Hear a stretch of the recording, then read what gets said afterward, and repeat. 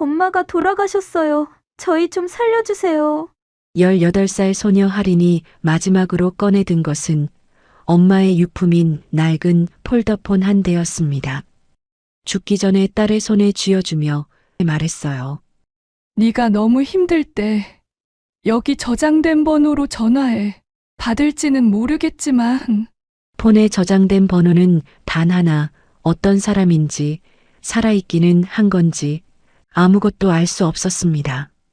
하지만 등 뒤에서 9살짜리 동생이 사흘째 물 한 컵으로 버티고 있었습니다. 용기 내 통화 버튼을 누르고 전화가 연결되었어요. 여보세요? 저희 엄마 이름은 김연희인데요. 엄마 이름 석자를 듣자마자 그 사람은 아이들이 있는 곳으로 찾아왔습니다. 이 사람은 대체 누구인 걸까요? 어떤 사람이길래 엄마는 끝내 전화 한 통 하지 못한 걸까요? 사연 시작 전 구독과 좋아요 눌러주시고 댓글에 복 이라고 남겨주시면 계신 곳에 항상 복이 함께 하실 거예요. 비가 내리고 있었습니다. 사흘째 이어지는 가을비가 파주 외곽의 낡은 빌라촌 위로 쉬지 않고 쏟아지고 있었어요. 재개발 예정 지구라는 현수막이 바람에 찢긴 채 나뒹굴고 절반 이상 사람이 빠져나간 빌라 복도에는 깨진 형광등만 깜빡거리고 있었죠. 그 골목 안쪽 반지하 끝 방에서 18살 소녀 할인이 9살 남동생 준우를 꼭 안은 채 벽에 등을 기대고 앉아 있었습니다. 엄마가 떠난 지 나흘째였어요.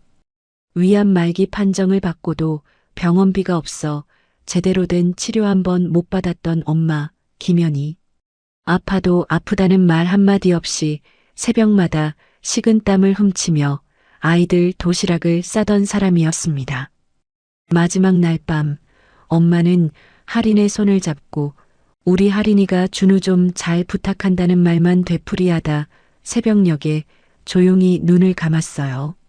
장례는 동사무소의 도움으로 간신히 치렀지만 조문객은 한 명도 없었습니다. 친척이라고는 연락이 닿는 사람이 아무도 없었으니까요. 그렇게 엄마를 보내고 돌아온 반지하 방 안의 풍경은 그 자체로 남매의 현실을 말해주고 있었습니다. 쌀통에는 쌀 한 톨 남아있지 않았고 냉장고를 열어도 유통기한이 보름이나 지난 된장 한 통뿐이었어요. 전기요금 체납 안내서에는 빨간 글씨로 최종 경고라 적혀 있었고 그나마 겨우 들어오던 수돗물마저 압력이 약해져 졸졸 흘러나오는 정도였죠. 할인은 장례식 다음 날부터 준우에게 물을 끓여주었습니다. 빈속에라도 따뜻한 것을 넣어주고 싶었지만 줄 수 있는 것이 그게 전부였어요. 준우는 배가 고프다는 말을 하지 않았습니다. 9살짜리가 벌써 눈치를 본 거였어요.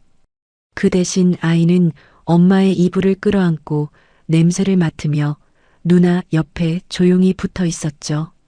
이불에서 아직 엄마 냄새가 난다고, 그래서 이건 절대 빨면 안 된다고 작은 목소리로 중얼거리는 아이의 모습에 할인은 차마 고개를 돌릴 수밖에 없었습니다.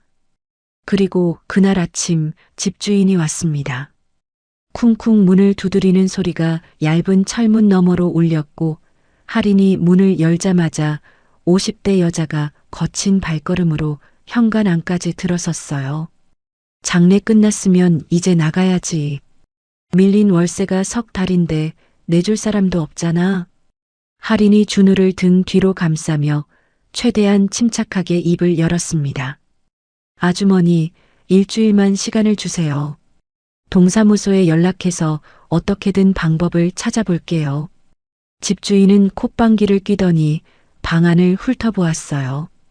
구석에 놓인 엄마의 종이 상자, 아이들의 낡은 가방, 이불 몇 채. 그게 이 남매가 가진 전부라는 것쯤은 한눈에 알 수 있었을 텐데 그 여자의 눈에는 그런 것이 보이지 않는 모양이었습니다. 일주일? 보상 협상이 코앞이야. 여기 사람 살고 있으면 내가 손해를 보잖아. 애들이라고 봐주는 거 없어. 그 말과 함께 집주인이 현관 앞 신발장을 발로 걷어차기 시작했어요. 투명한 비닐봉지에 담겨있던 엄마의 낡은 운동화가 복도 바닥으로 쏟아졌고 이어서 할인의 가방, 준우의 책가방까지 문 밖으로 내던져졌습니다. 준우의 책가방이 바닥에 부딪히면서 안에 있던 크레파스가 복도 위로 와르르 흩어졌어요. 아이가 좋아하던 파란색 크레파스가 빗물에 젖어가고 있었지만 할인은 그것을 주우러 갈 수조차 없었습니다. 내일까지 안 빠지면 나도 방법이 있어. 구청에 신고해서 강제로 끌어내든 어떻게든 할 테니까 알아서 해. 문이 쾅 닫혔습니다. 할인은 문 앞에 선 채로 한참을 움직이지 못했어요. 다리에 힘이 풀려 그 자리에 주저앉았을 때 준우가 복도로 나가 빗물에 젖은 크레파스를 하나하나 주워 담고 있었습니다. 그러다 엄마의 운동화를 발견한 아이가 두 손으로 꼭 끌어안더니 소리 없이 어깨를 떨기 시작했어요. 울음소리조차 내지 않았습니다. 9살짜리가 소리를 죽이고 우는 법을 이미 알고 있었던 거였죠. 할인이 뛰어나가 준우를 안아들고 방으로 들어왔습니다.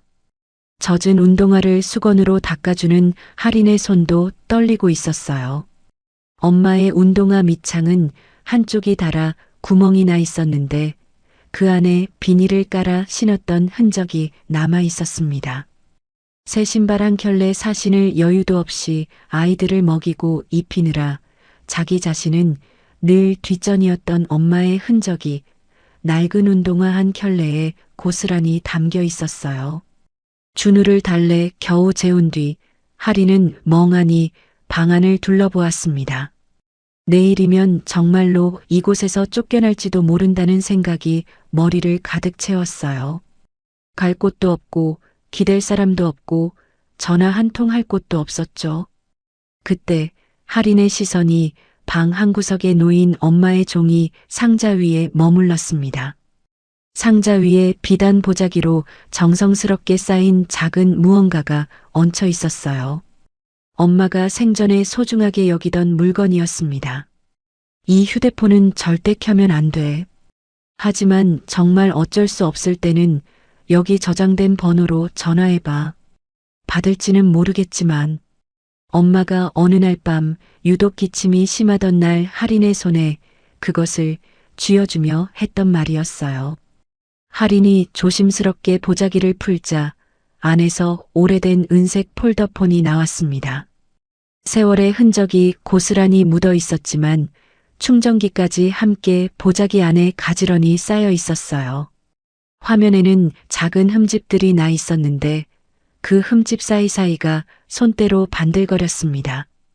엄마가 이 전화기를 얼마나 소중히 여겼는지 보자기를 푸는 것만으로도 알 수 있었습니다.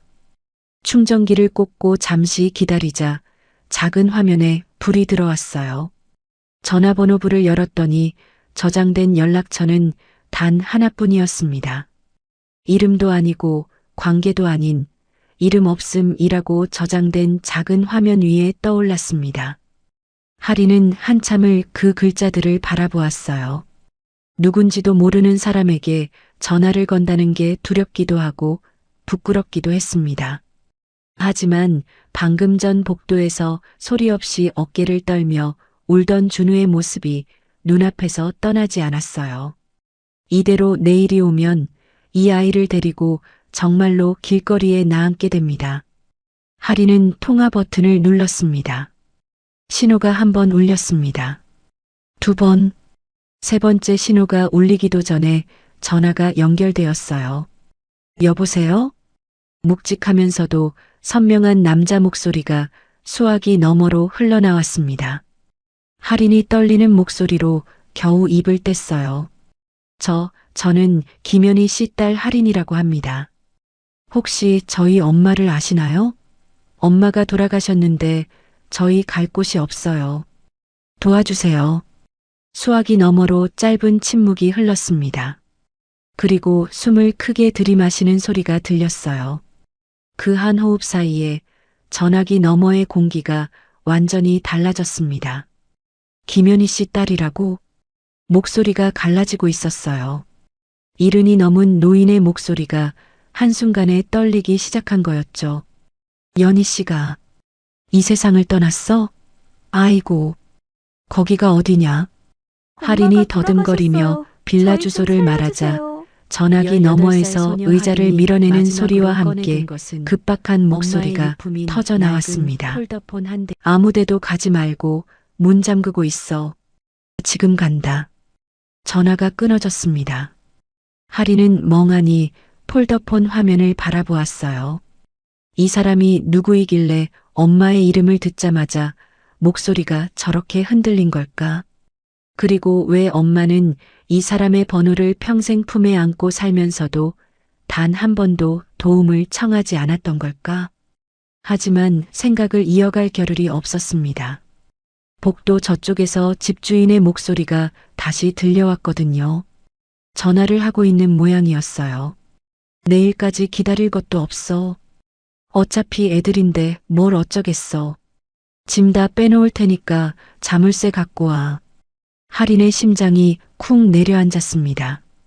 내일이 아니라 오늘, 지금 당장이었어요.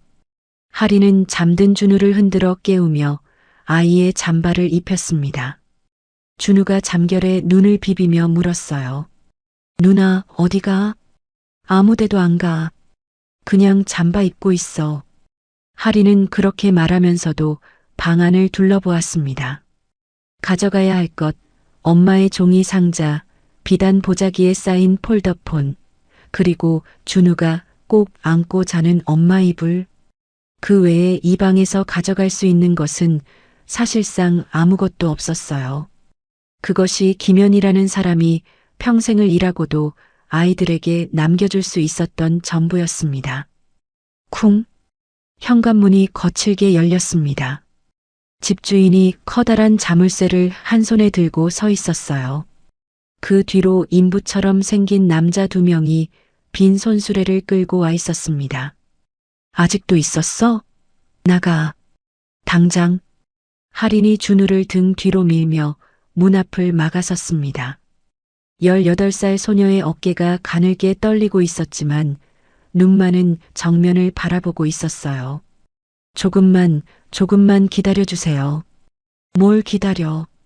보호자도 없는 애들이 여기서 버티면 뭐가 달라지는데? 집주인이 할인의 옆구리를 밀치며 방 안으로 들어갔고 인부들이 남매의 짐을 손수레에 싣기 시작했어요. 엄마의 종이 상자가 바닥에 뒤집혀 엄마가 입던 낡은 앞치마와 빛, 작은 손거울이 바닥에 흩어졌습니다. 준우가 쏟아진 물건 사이로 기어가 엄마의 앞치마를 2손으로 끌어안았어요. 이거 엄마 거예요. 가져가지 마세요. 9살짜리의 목소리는 떨리고 있었지만 앞치마를 놓지 않았습니다. 인부가 난처한 얼굴로 집주인을 돌아보았고 집주인은 혀를 끌끌 차며 말했어요. 그럼 알아서 들고 나가. 5분 준다. 할인이 바닥에 흩어진 엄마의 물건을 급하게 가방에 쓸어 담으며 주머니 속 폴더폰을 꼭 쥐었습니다. 오신다고는 했지만 진짜 그분이 오실지 안 오실지도 모르는 상황이었어요. 빌라 앞 골목으로 내몰린 남매의 모습은 빗속에서 더없이 작아 보였어요. 할인은 한 손에 가방을 들고 한 손으로 준우의 손을 잡은 채 빌라 처마 밑에 서 있었습니다. 비를 완전히 피할 수 없는 자리여서 준우의 어깨가 벌써 젖어 있었어요. 준우가 고개를 들어 누나를 올려다보았습니다. 누나, 배고파? 그 한마디가 할인의 가슴을 찔렀어요. 그렇지 않아도 아이는 아침부터 따뜻한 물 한 컵으로 하루를 시작했고 어제도 그저께도 마찬가지였습니다. 할인은 눈시울이 뜨거워지는 걸 겨우 참으며 아이의 젖은 머리카락을 쓸어 올려 주었어요. 조금만 기다려. 조금만. 할인은 주머니 속 폴더폰을 다시 꺼내 화면을 확인했습니다. 비는 점점 거세지고 준우의 입술에는 푸른빛이 돌기 시작했습니다. 할인이 자기 잠바를 벗어 아이의 어깨를 감싸 주었지만 얇은 옷차림의 할인 역시 금세 비에 젖어갔죠. 어쩌면 속은 건지도 모른다는 생각이 스쳤습니다. 누군지도 모르는 사람이 전화 한 통에 달려온다는 게 말이 되는 일인가.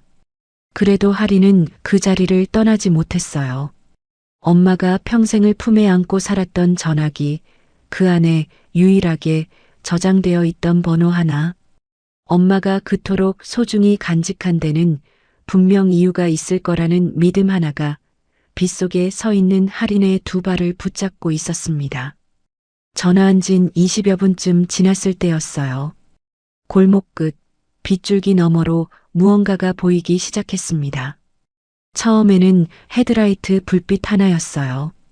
그런데 그 뒤로 하나가 더 나타나고 또 하나, 그리고 또 좁은 빌라 골목에 어울리지 않는 묵직한 엔진 소리가 빗소리를 뚫고 점점 가까워지고 있었습니다. 검은 세단이었어요. 한 대가 아니라 여러 대가 한 줄로 빗길을 가르며 골목으로 들어오고 있었습니다.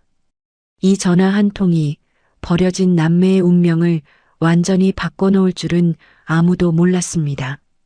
검은 세단이 좁은 골목을 가득 메우며 일렬로 멈춰 섰습니다. 빗줄기 사이로 헤드라이트 불빛이 쏟아지자 빌라 앞 풍경이 한순간에 달라졌어요.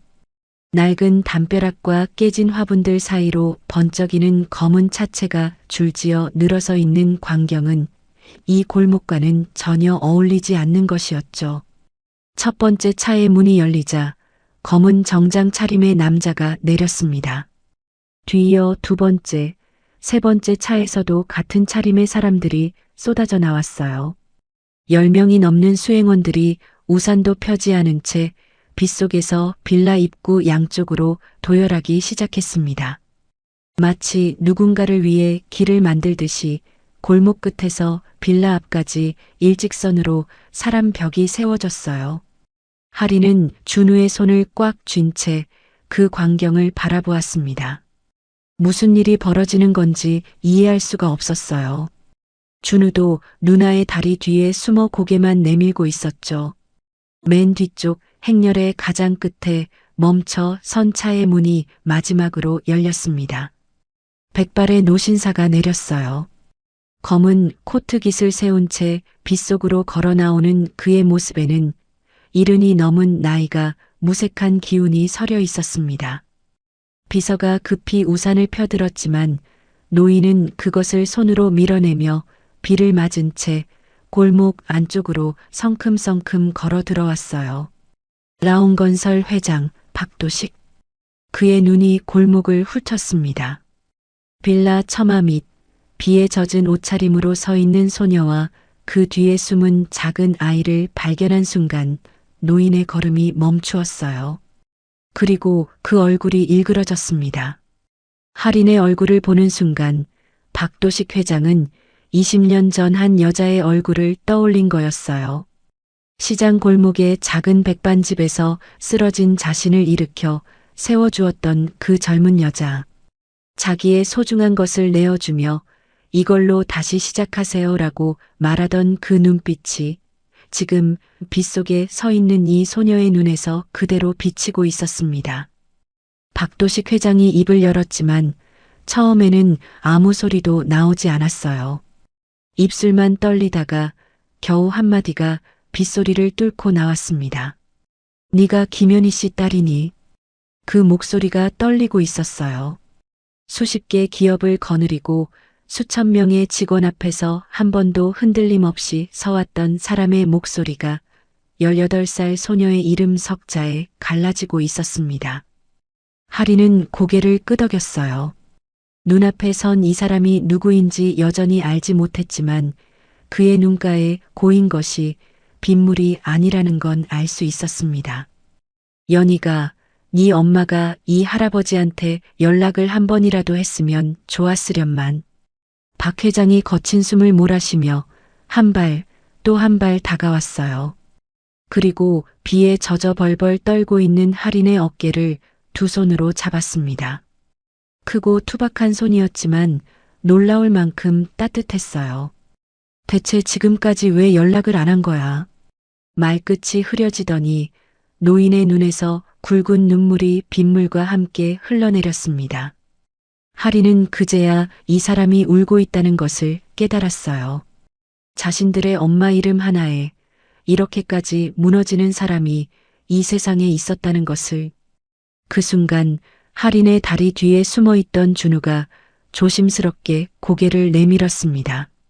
아이의 볼에는 빗물과 눈물이 뒤섞여 흐르고 있었고 파랗게 질린 입술이 파르르 떨리고 있었어요. 박 회장의 시선이 아래로 내려갔습니다. 얇은 잠바 하나 걸치고 누나 뒤에 숨어있는 9살짜리 아이. 배가 고파 볼이 홀쭉해진 얼굴, 빗물에 젖어 이마에 달라붙은 머리카락. 그 모습을 본 순간 노인의 표정이 슬픔에서 다른 무언가로 바뀌었어요.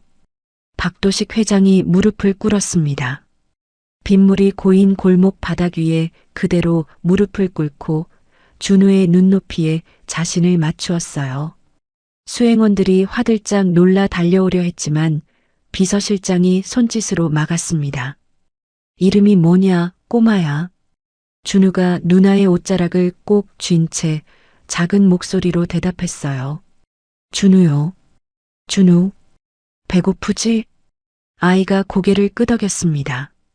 그 작은 고개짓에 노인의 입술이 다시 한번 떨렸어요. 할아버지가 왔으니까 이제 괜찮다. 배고프지칠도 않을 거고 비도 안 맞을 거다. 박 회장이 코트를 벗어 준우의 어깨를 감싸주었습니다. 아이의 몸 전체를 덮고도 남을 만큼 큰 코트가 젖은 아이를 포근히 감싸 안았어요. 준우가 코트 안에서 작은 손을 내밀어 노인의 손가락을 잡았습니다. 아무것도 모르는 아이였지만 이 사람의 손이 따뜻하다는 것만은 본능으로 느낀 모양이었어요. 박도식 회장이 준우를 한 팔로 안아 올리고 다른 손으로 할인의 어깨를 감싸며 일어섰습니다. 그리고 빌라 입구 쪽을 바라보았어요. 계단 위에서 이 광경을 내려다보고 있던 집주인과 인부 2명의 얼굴이 하얗게 굳어 있었습니다. 박도식 회장의 눈빛이 바뀌었어요. 방금까지 눈물을 흘리던 노인의 눈에서 수십 년간 건설업계의 정상에서 수천 건의 전쟁을 치러 온 사람만이 가질 수 있는 빛이 서렸습니다. 준우를 안은 채 고개를 천천히 들어 집주인을 올려다보는 그 모습에 계단 위에 세 사람이 자기도 모르게 한 발씩 뒤로 물러섰어요. 박도식 회장이 입을 열었습니다. 낮지만 골목 끝까지 울릴 만큼 또렷한 목소리였어요. 누가 이 아이들을 길거리로 몰아낸 거야. 비가 쏟아지는 골목 안에서 그 한마디는 천둥처럼 울렸습니다. 골목에 내리던 비가 한층 거세졌습니다. 하지만 그 빗소리보다 더 무겁게 골목을 채우고 있는 건 박도식 회장의 한마디였어요.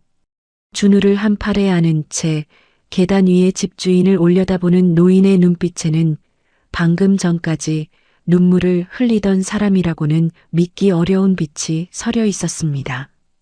집주인은 처음에 겁을 먹지 않았어요. 아니, 겁을 먹을 이유를 몰랐다는 편이 정확할 겁니다.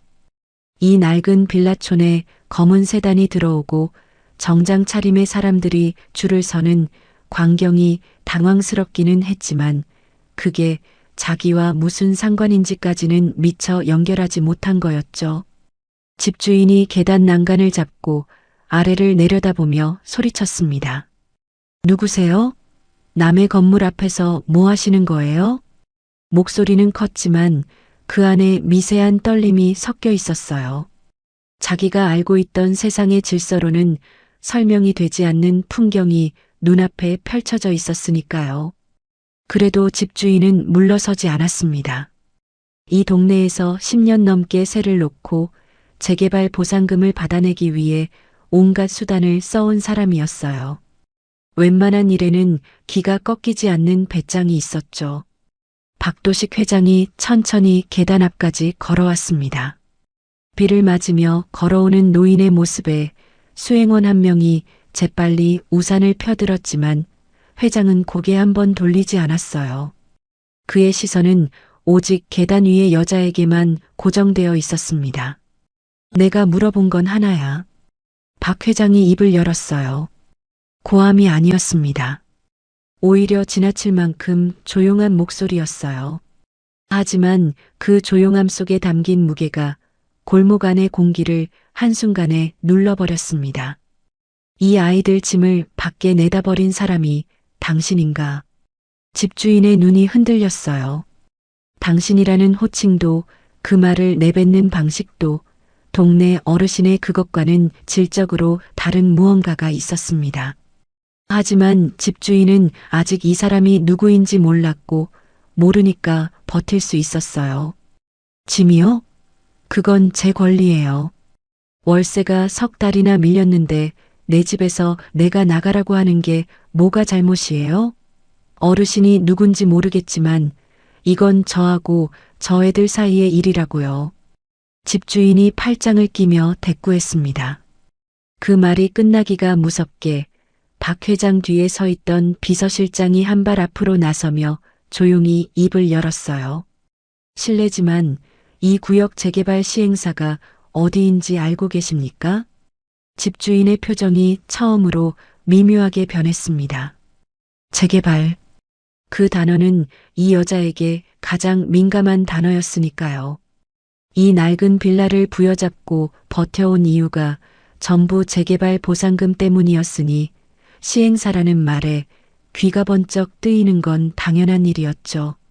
당연히 알죠. 라온건설. 집주인이 대답하는 순간 비서실장이 방걸음 물러나며 박 회장에게 자리를 내어주었습니다. 박도식 회장이 고개를 살짝 들어 집주인의 눈을 정면으로 바라보았어요. 내가 라온건설 회장 박도식이야. 내 얼굴을 처음 보나 본데 이제 알겠나? 순간 집주인의 얼굴이 굳었습니다. 라온건설. 이 구역 재개발의 모든 것을 쥐고 있는 시행사. 보상금 협상, 이주 일정, 건물 철거 순서, 그 모든 것이 이 회사의 결정에 달려 있었어요. 집주인이 10년 넘게 매달려온 재개발 보상금의 열쇠를 쥔 사람이 지금 비를 맞으며 자기 앞에 서 있는 거였습니다. 네, 라온건설 회장님이라고요? 집주인의 목소리가 반톤 올라갔어요. 팔짱을 끼고 있던 팔이 스르르 풀리면서 두 손이 어디에 둘지 모르는 듯 허공에서 어정거렸습니다. 그러니까 라온건설의 그 박도식 회장님이요? 여기를 왜 아니 어떻게? 박 회장은 대답하지 않았습니다. 대신 할인에게로 고개를 돌려 물었어요. 할인아, 이 사람이 너한테 어떻게 한 건지 할아버지한테 말해봐. 할인은 망설였습니다. 평생을 참는데 익숙한 아이였으니까요.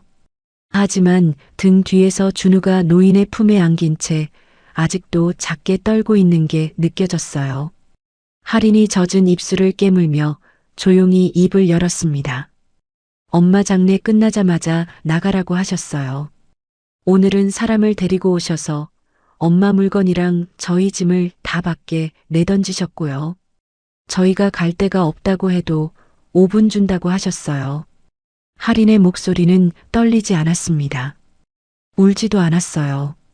오히려 그 담담함이 이 아이가 얼마나 오랫동안 참아왔는지를 더 선명하게 보여주고 있었죠. 박 회장의 턱이 미세하게 떨렸습니다. 시선이 골목 바닥으로 내려갔어요. 빗물에 젖어 나뒹굴고 있는 남매의 짐, 축 처진 비닐봉지 안에 보이는 낡은 운동화, 그 옆에 흩어진 아이의 크레파스, 그리고 손수레 위에 아무렇게나 쌓여있는 엄마의 종이 상자, 연희의 물건들이 빗속에 버려져 있었습니다. 노인의 눈가가 붉어졌어요. 하지만 이번에는 울지 않았습니다. 대신 고개를 천천히 들어 계단 위에 집주인을 올려다보았어요. 엄마 잃은 아이들한테 그렇게 한 거야?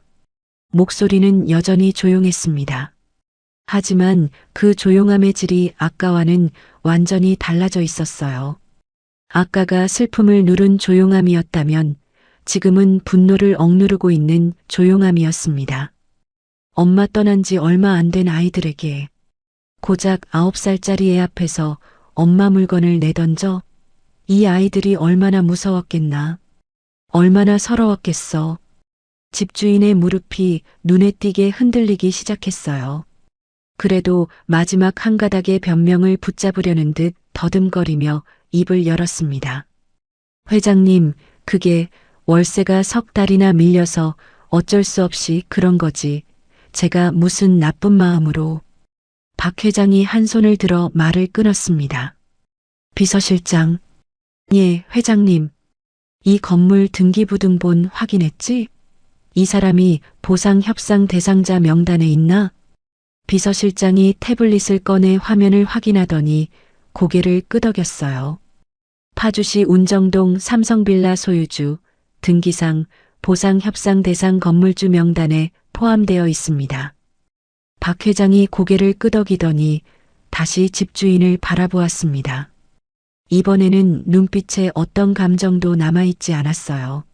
사업가의 눈이었습니다. 내가 하는 말 잘 들어. 첫째, 밀린 월세 석 달치는 내가 정산하지.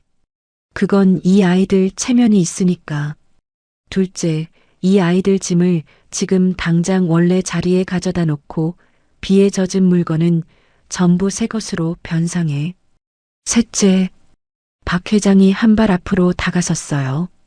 계단 하나를 사이에 두고 노인의 눈과 집주인의 눈이 마주쳤습니다. 이 아이들한테 사과해. 지금. 집주인의 입술이 파르르 떨렸어요.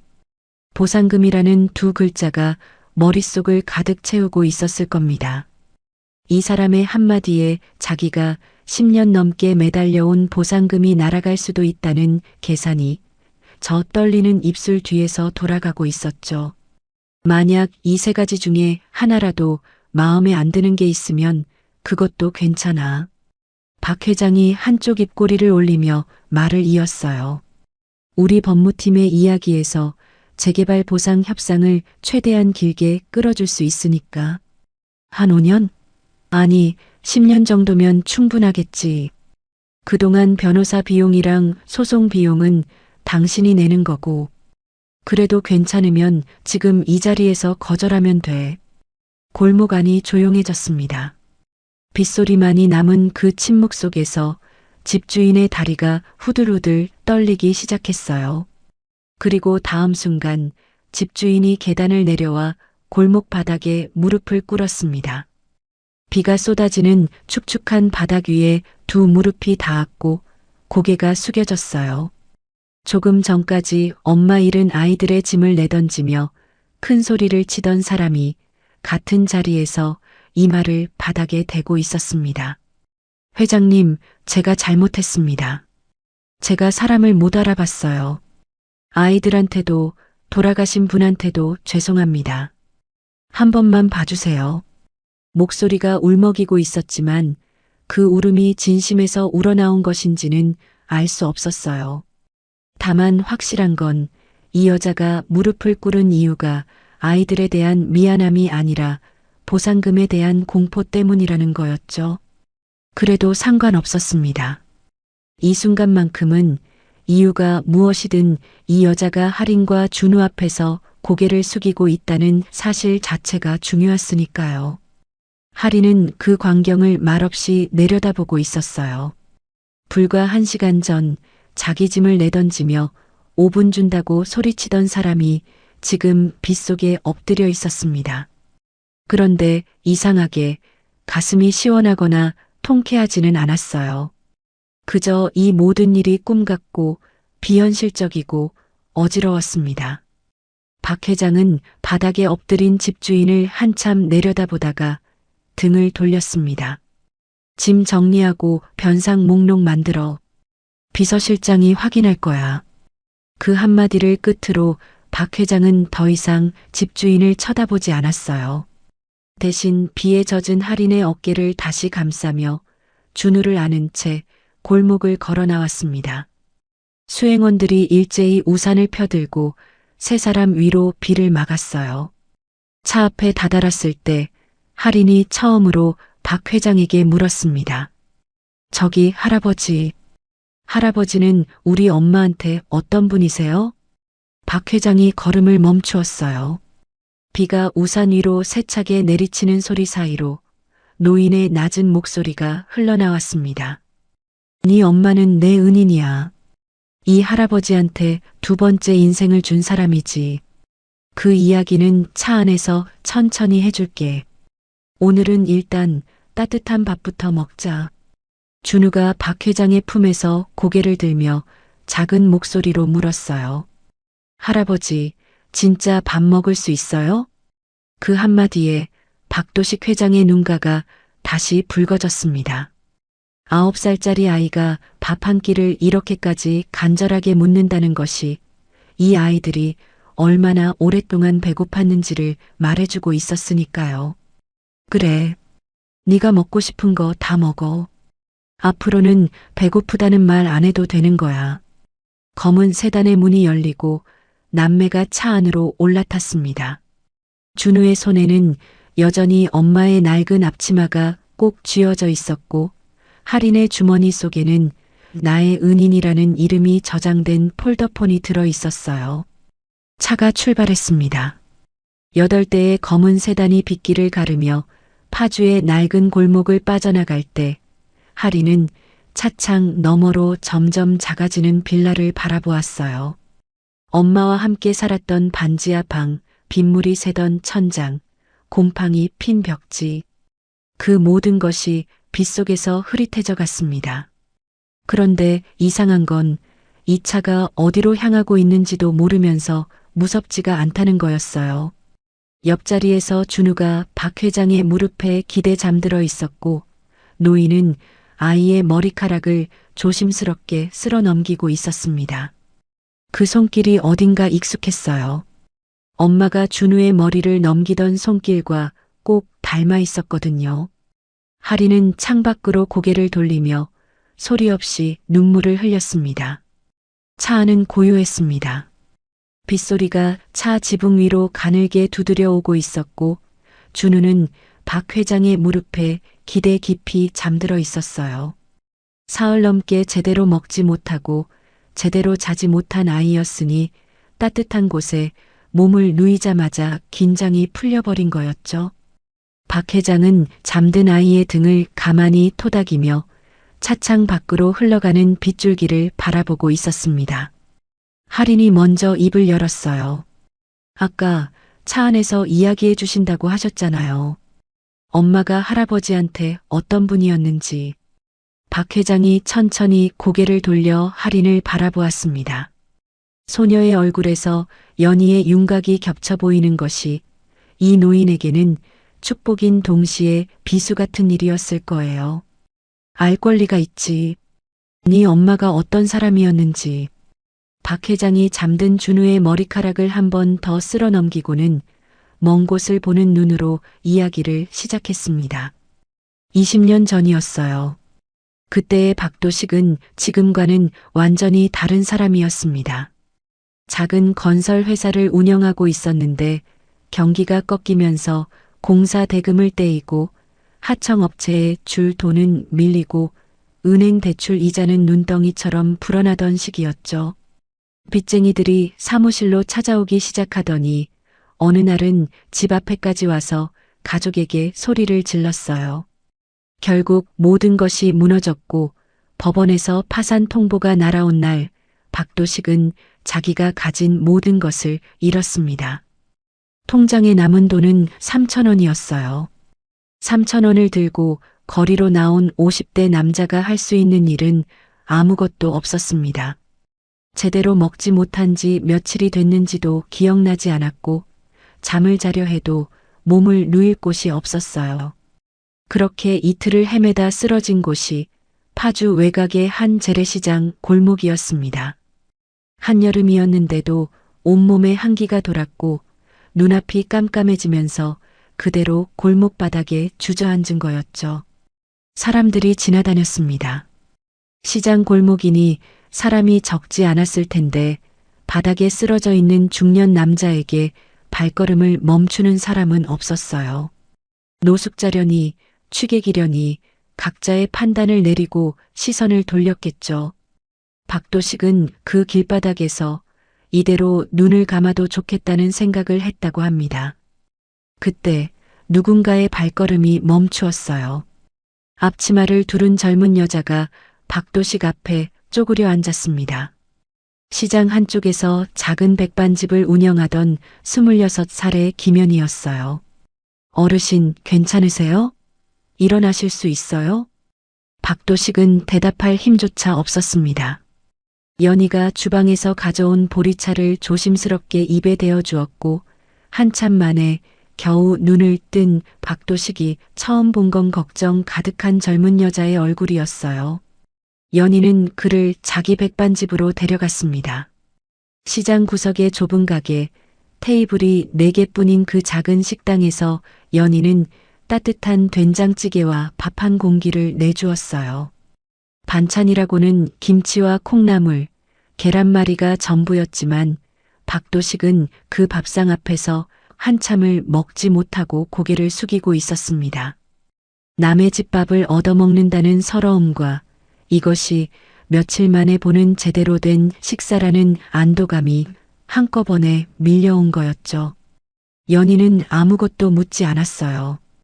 왜 쓰러져 있었는지, 집은 어디인지, 가족은 있는지.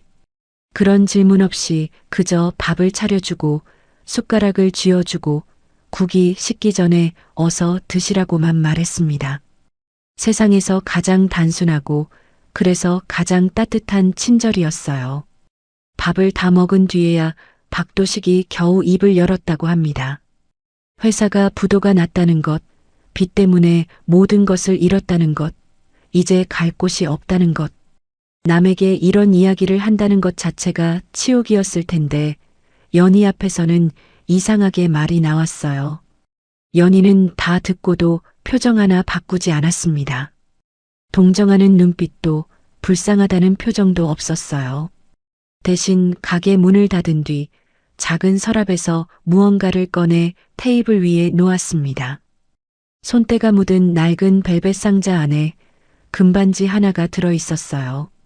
연희의 어머니가 남긴 유품이었습니다. 연희는 어린 시절 부모님을 차례로 여의고 친척 집을 떠돌다 혼자 세상에 나온 사람이었어요. 아버지는 연희가 초등학교에 들어가기도 전에 세상을 떠났고 어머니는 연희가 중학생이던 해 겨울 오랜 병환 끝에 눈을 감았습니다. 어머니가 마지막으로 연희의 손에 쥐어준 것이 이 작은 금반지 하나였어요. 이건 엄마가 너한테 주는 마지막 선물이야. 힘들 때 이거 보면서 엄마가 옆에 있다고 생각해. 어머니의 그 말을 안고 연희는 10대의 나머지를 혼자 살아냈습니다.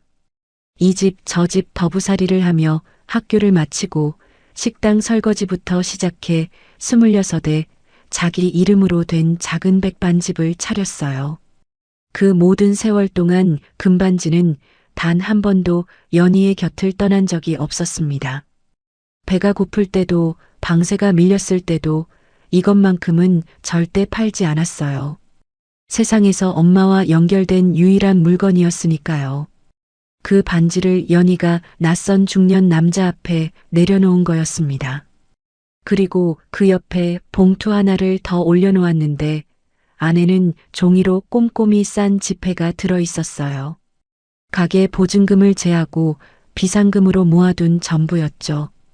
이걸로 당분간 방 하나 구하시고 몸 좀 추스르세요. 건설 일을 하셨다면 현장에서 다시 시작할 수 있을 거예요. 박도식은 펄쩍 뛰었어요. 아무리 그래도 돌아가신 어머니의 유품까지 내밀 줄은 상상도 못한 거였죠. 이건 안 됩니다. 이건 어머님이 남겨주신 거 아닙니까? 이걸 어떻게 제가 받습니까? 하지만 연희는 고개를 저으며 말했어요. 우리 엄마는 따뜻한 사람이었어요. 누가 힘들어하는 걸 그냥 못 지나치는 사람이었죠. 만약 우리 엄마가 살아계셨으면 지금 어르신 앞에서 저보다 먼저 이 반지를 내밀었을 거예요. 그러니까 이건 제가 드리는 게 아니라 우리 엄마가 드리는 거라고 생각하세요. 저는 이렇게 살 곳도 일할 곳도 있지만 아저씨는 아무것도 없으시잖아요. 26살 여자가 50대 남자의 눈을 들여다보며 한 말이었습니다. 세상에서 단 하나뿐인 엄마의 유품을 내놓으면서도 얼굴에는 걱정도 후회도 없었어요.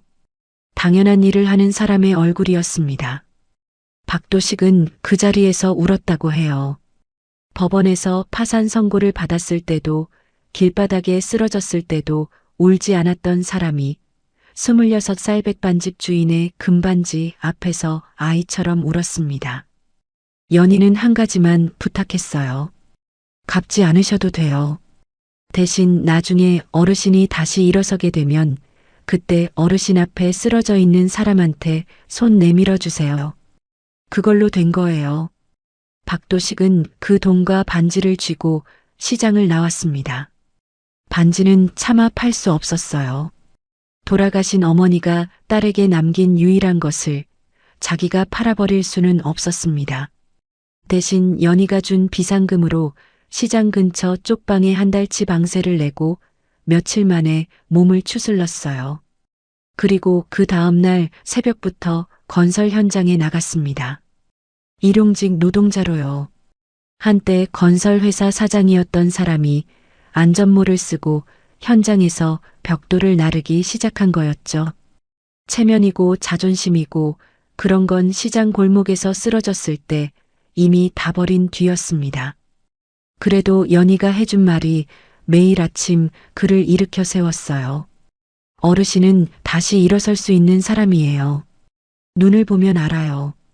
26살 여자가 자기 눈을 들여다보며 해준 그 말 한마디가 새벽 5시에 눈을 뜨게 만드는 힘이 되어 주었습니다. 현장에서 벽돌을 날랐고 철근을 묶었고 콘크리트를 쳤어요. 원래 건설업을 했던 사람이니 일의 흐름이 눈에 보였고 어디서 시간이 낭비되는지 어디서 자재가 새는지를 금방 알아챘습니다.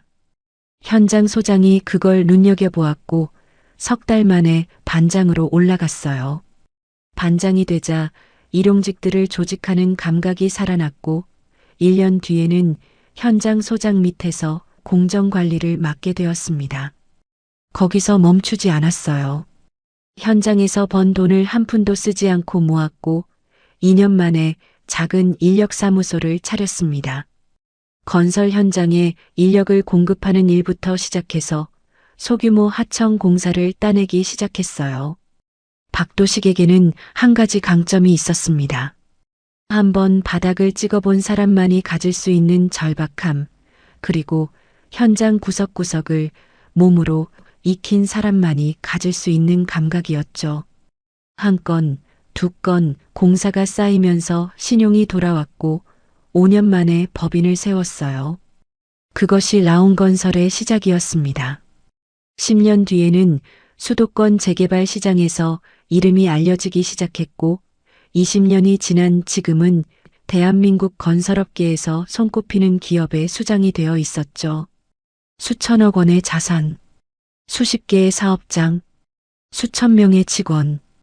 그 모든 것의 시작은 시장 골목 백반집에서 건넨 밥 한 끼와 비상금 봉투, 그리고 죽으려던 사람을 다시 일어서게 만든 26살 여자의 눈빛이었습니다.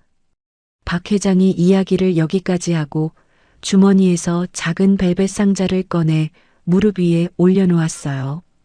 출발 전 서랍에서 챙겼던 바로 그것이었습니다. 이게 그 반지야. 상자를 열자 작은 금반지 하나가 벨벳 위에 놓여 있었어요. 세월의 빛이 바랬지만 반지 안쪽에 가느다란 글씨가 새겨져 있는 것이 보였습니다. 팔지 않은 거예요? 할인이 놀라서 물었어요. 박 회장이 쓸쓸하게 웃었습니다. 이건 네 외할머니가 네 엄마한테 남겨준 거야. 네 엄마의 엄마가 이 세상에서 딸한테 남길 수 있었던 전부. 그걸 내가 어떻게 팔아? 26살짜리 여자가 세상에서 가장 소중한 걸 나한테 맡긴 건데. 박 회장의 손가락이 반지를 쓰다듬었어요. 돈 때문에 다시 일어선 게 아니야. 물론 비상금이 없었으면 쪽방도 못 구했겠지. 하지만 할아버지를 진짜 일으켜 세운 건 돈이 아니라 네 엄마가 해준 말이었어. 눈을 보면 안다고, 다시 일어설 수 있는 사람이라고. 그 한마디가 새벽마다 할아버지를 현장으로 나가게 만든 거야. 박 회장이 차창 밖을 바라보았어요. 빗줄기 너머로 파주의 낡은 건물들이 흘러가고 있었습니다. 그 뒤로 네 엄마를 찾으려고 백방으로 수소문했는데 이미 가게를 정리하고 이사한 뒤였어. 연락처도 없고 이름밖에 모르니까 찾을 수가 없더구나. 김연이라는 이름 석자 하나 들고 몇 년을 찾았는데 끝내 못 찾았어. 노인의 목소리가 떨리기 시작했습니다. 나는 그렇게 다시 일어서서 수천억 원을 벌었어. 네 엄마를 내가 진작 찾았다면 좋았을 텐데. 목소리가 갈라졌어요. 새 신발 한 켤레 못 사 신고 밑창에 비닐 깔아서 신고 다니면서 아이 둘을 키우고 있었던 거야. 병원비가 없어서 아파도 병원에 못 가고 반지하 방에서 곰팡이 핀 벽지 바라보면서 살고 있었던 거야. 내가 빚진 사람이 내 은인이, 자기 엄마한테 받은 마지막 물건까지 내준 사람이. 박 회장의 눈에서 눈물이 흘러내렸습니다. 아까 골목에서 흘린 것과는 다른 눈물이었어요. 그때의 눈물이 은인을 잃은 슬픔이었다면 지금의 눈물은 갚지 못한 빚에 대한 참회였습니다. 네 엄마는 내 번호를 갖고 있었어. 그 폴더폰에 저장해 놓고 평생을 갖고 다녔으면서 단 한 번도 전화를 안 한 거야. 네 엄마가 왜 그랬는지 아나? 하리는 고개를 저었어요. 그게 네 엄마라는 사람이야. 남한테 손 벌리는 걸 죽기보다 싫어하는 사람. 자기가 베푼 것에 대가를 바라는 법이 없는 사람. 그 전화기를 쥐고 있으면서도 끝까지 자기 힘으로 살아보겠다고 버틴 거야. 아프면서도 굶으면서도. 박 회장이 잠든 준우를 내려다보았어요. 아이의 홀쭉한 볼, 영양이 부족해 빛을 잃은 머리카락, 잠결에도 누나의 옷자락을 놓지 않는 작은 손. 그렇게 버티다가 마지막에 너한테 이 전화기를 맡긴 거야. 자기는 끝내 전화하지 못했지만 아이들만큼은 살려달라고. 그게 네 엄마의 마지막 부탁이었던 거야. 차 안이 조용해졌습니다. 하리는 아무 말도 하지 못했어요. 무릎 위에 올려놓은 두 손이 떨리고 있었고 참으려 했던 눈물이 볼을 타고 흘러내리고 있었습니다. 엄마가 그 전화기를 왜 그토록 소중히 간직했는지, 왜 비단 보자기에 싸서 품에 안고 다녔는지 이제야 알았어요. 엄마에게 그 전화기는 마지막 보험이었던 겁니다. 자기 자신을 위해서는 절대 쓸 수 없지만 아이들을 위해서라면 꺼낼 수 있는 세상에서 가장 무겁고 가장 소중한 마지막 카드. 그리고 엄마는 자기도 부모를 잃고 홀로 세상에 남겨졌던 사람이었기에 자기 아이들이 같은 처지에 놓일 거라는 것을 누구보다 잘 알았던 거예요. 그래서 진짜 마지막 순간에 그 카드를 딸에게 넘겨준 거였습니다. 할인이 주머니에서 폴더폰을 꺼내 두 손으로 감싸쥐었습니다. 손때가 묻어 반들거리는 은색 표면 위로 할인의 눈물이 떨어졌어요. 박 회장이 할인의 어깨를 가만히 잡아주었습니다. 울어도 돼. 지금은 울어. 할인은 소리를 죽이며 울었어요. 엄마의 장례식에서도 울지 않았던 아이였습니다. 준우 앞에서, 집주인 앞에서, 동사무소 직원 앞에서 한 번도 울지 않았어요. 18살이 감당하기엔 너무 무거운 것들을 혼자 짊어지면서도 이를 악물고 버텨왔던 아이가 처음으로 누군가의 곁에서 울고 있었습니다. 박 회장이 벨벳 상자를 조심스럽게 할인의 무릎 위에 올려놓았어요. 이건 네 외할머니가 네 엄마한테 남겨준 거고 이제는 네 거야. 할아버지가 20년 동안 대신 지키고 있었을 뿐이야. 원래 있어야 할 사람한테 돌려주는 거다. 할인이 작은 금반지를 들여다보았습니다.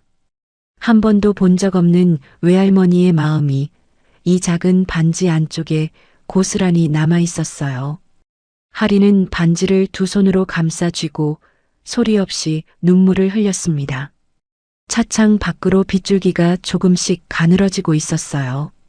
파주를 벗어나 서울로 접어드는 도로 위로 구름 사이로 한 줄기 빛이 비쳐들기 시작했습니다.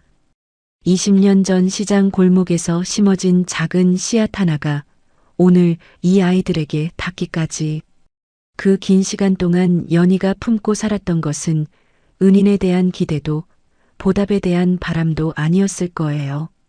다만 믿음이었겠죠. 자기가 손 내밀어 준 사람이라면 자기 아이들이 쓰러졌을 때도 반드시 손을 내밀어 줄 거라는, 그리고 그 믿음은 틀리지 않았습니다. 차가 강남으로 접어들었을 때 준우가 잠에서 깼습니다. 아이가 눈을 비비며 차창 밖을 바라보았어요. 파주의 낡은 빌라 총과는 전혀 다른 풍경이 지나가고 있었습니다. 높은 건물들 사이로 가로등 불빛이 줄지어 빛나고 넓은 도로 위로 반짝이는 차들이 물 흐르듯 지나가고 있었죠. 준우가 작은 목소리로 중얼거렸어요. 누나, 여기는 어디야? 할인도 대답할 수 없었습니다. 할인에게 강남이란 텔레비전 속에서나 보던 곳이었으니까요. 차창 너머로 스쳐가는 풍경 하나하나가 낯설고 비현실적이었어요. 차량 행렬이 한적한 주택가 안쪽으로 접어들더니 높은 돌담이 이어지는 골목 끝에서 커다란 철문 앞에 멈추었습니다. 철문이 소리 없이 열리고 차가 안으로 들어서자 넓은 정원이 펼쳐졌어요. 잔디밭 사이로 조명이 은은하게 켜져 있었고 그 끝에 3층짜리 저택이 서 있었습니다. 준우가 차 창문에 두 손을 짚고 입을 벌린 채 올려다보았어요. 누나, 여기가 할아버지 집이야? 할인은 고개를 끄덕이는 대신 박 회장을 돌아보았습니다. 이 모든 것이 아직 실감이 나지 않는 얼굴이었어요. 박 회장이 차 문을 열며 준우에게 손을 내밀었습니다. 내려. 오늘부터 여기가 너희 집이야. 현관문이 열리자 따뜻한 공기가 밀려나왔어요. 며칠째 비에 젖고 추위에 떨던 남매에게 그 따뜻함은 피부로 느끼는 것 이상이었습니다. 현관 안쪽에는 도우미 아주머니와 집사가 가지런히 서서 남매를 맞이하고 있었어요. 박 회장이 전화로 미리 연락을 해둔 모양이었습니다. 아이들 옷이 젖었어. 당장 마른 옷하고 수건 준비해주고 따뜻한 물부터 받아놔. 박 회장의 지시가 떨어지자 집안이 분주해졌어요. 하지만 할인은 현관을 들어서고도 한참을 움직이지 못했습니다. 맨발이었거든요. 빌라에서 쫓겨날 때 제대로 신발을 챙기지 못했던 할인의 발이 차가운 빗길을 걸어온 탓에 빨갛게 부어 있었어요. 그 발로 이 반짝이는 대리석 바닥을 밟는 것이 왠지 미안하게 느껴졌던 모양입니다. 도우미 아주머니가 그런 할인의 모습을 보고 아무 말 없이 새 슬리퍼를 가져다 할인의 발 앞에 가지런히 놓아주었어요. 그 작은 배려에 할인의 눈시울이 잠깐 붉어졌지만 소녀는 고개를 숙여 감추었습니다. 가장 먼저 한 일은 밥을 먹는 것이었어요. 식탁에 앉았을 때 할인과 준우는 자기들도 모르게 숨을 멈추었습니다. 따뜻한 쌀밥, 김이 모락모락 나는 소고기 뭇국, 잘 익은 김치, 고소한 계란찜, 잔멸치볶음, 시금치나물. 특별히 대단한 상차림이 아니었어요. 어느 집에서나 볼 수 있는 평범한 집밥이었습니다. 하지만 사흘 넘게 따뜻한 물 한 컵으로 하루를 시작하고 그마저도 없어서 수돗물로 배를 채우던 아이들에게는 그 평범한 밥상이 세상에서 가장 커다란 선물이었죠. 준우가 숟가락을 들었다가 내려놓았어요. 그리고 고개를 돌려 박 회장을 올려다보았습니다. 할아버지, 이거 진짜 먹어도 돼요?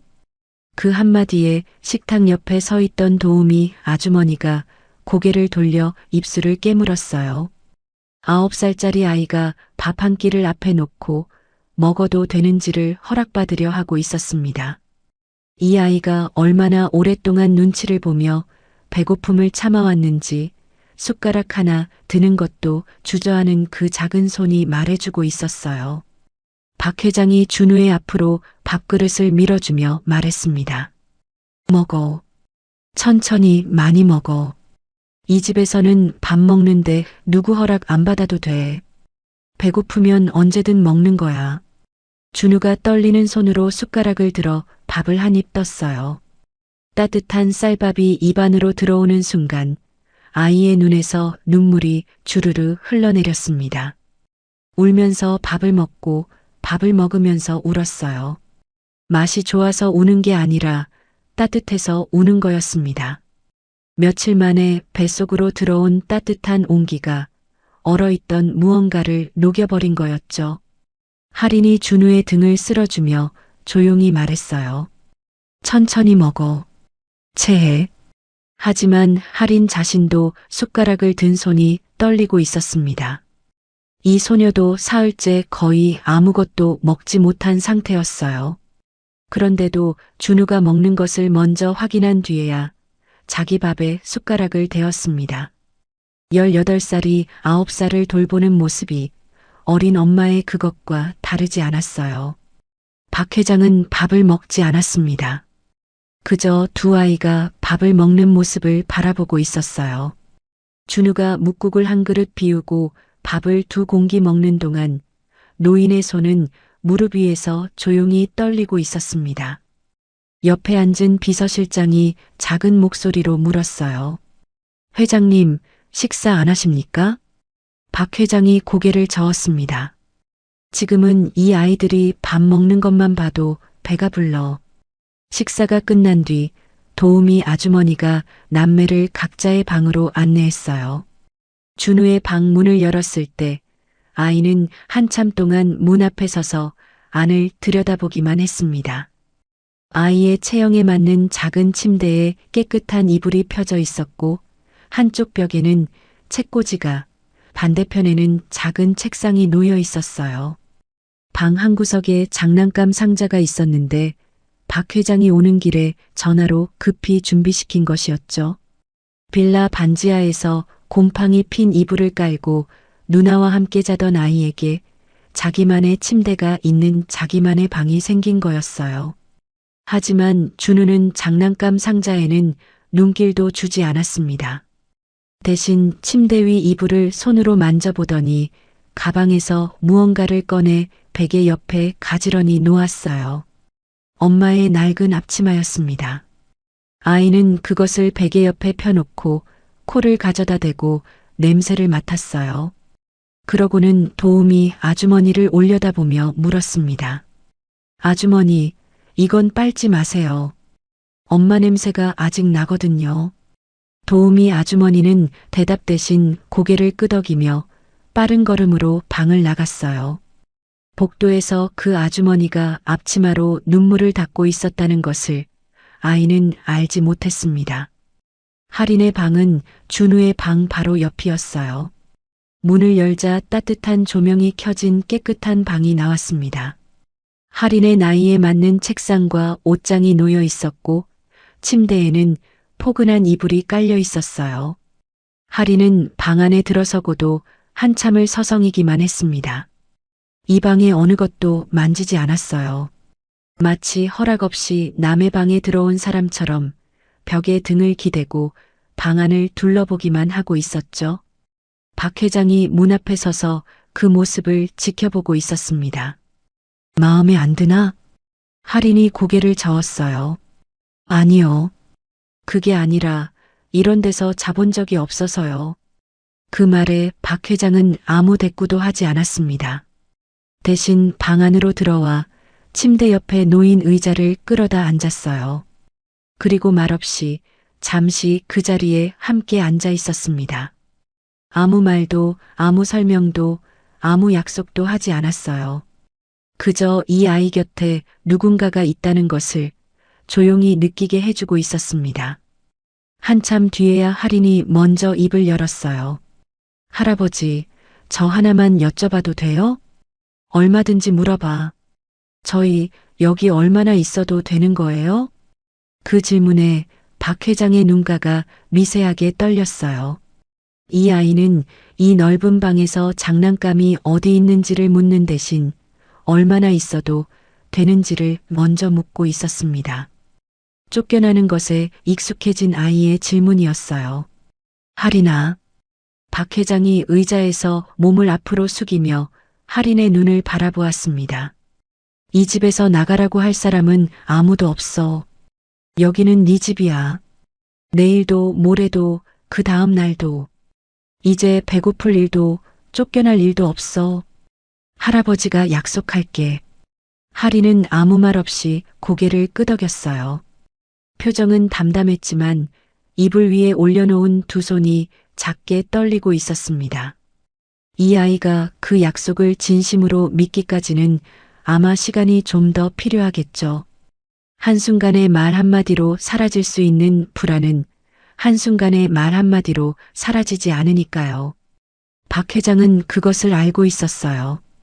그래서 더 이상 말하지 않고 자리에서 일어났습니다. 오늘은 푹 자. 내일 아침에 또 밥 먹자. 문을 나서려는데 옆방에서 작은 발소리가 뒤따라왔어요. 준우가 잠옷으로 갈아입은 채 복도로 나와 박 회장의 바지를 잡았습니다. 할아버지, 왜 준우야? 저 여기서 자면 엄마 꿈꿀 수 있을까요? 박 회장이 무릎을 굽혀 아이의 눈높이에 맞추었어요. 준우의 크고 맑은 눈이 노인을 올려다보고 있었습니다. 그 안에 들어있는 건 9살짜리가 품기엔 너무 큰 그리움이었어요. 그럼 네 엄마가 매일 밤 꿈에 와줄 거야. 이 할아버지가 장담해. 준우가 고개를 끄덕이고는 방으로 돌아갔습니다. 문이 닫히기 직전 아이가 베개 옆에 놓아둔 엄마의 앞치마를 끌어안고 이불 속으로 파고드는 모습이 잠깐 보였어요. 박 회장은 복도에 서서 한참을 움직이지 못했습니다.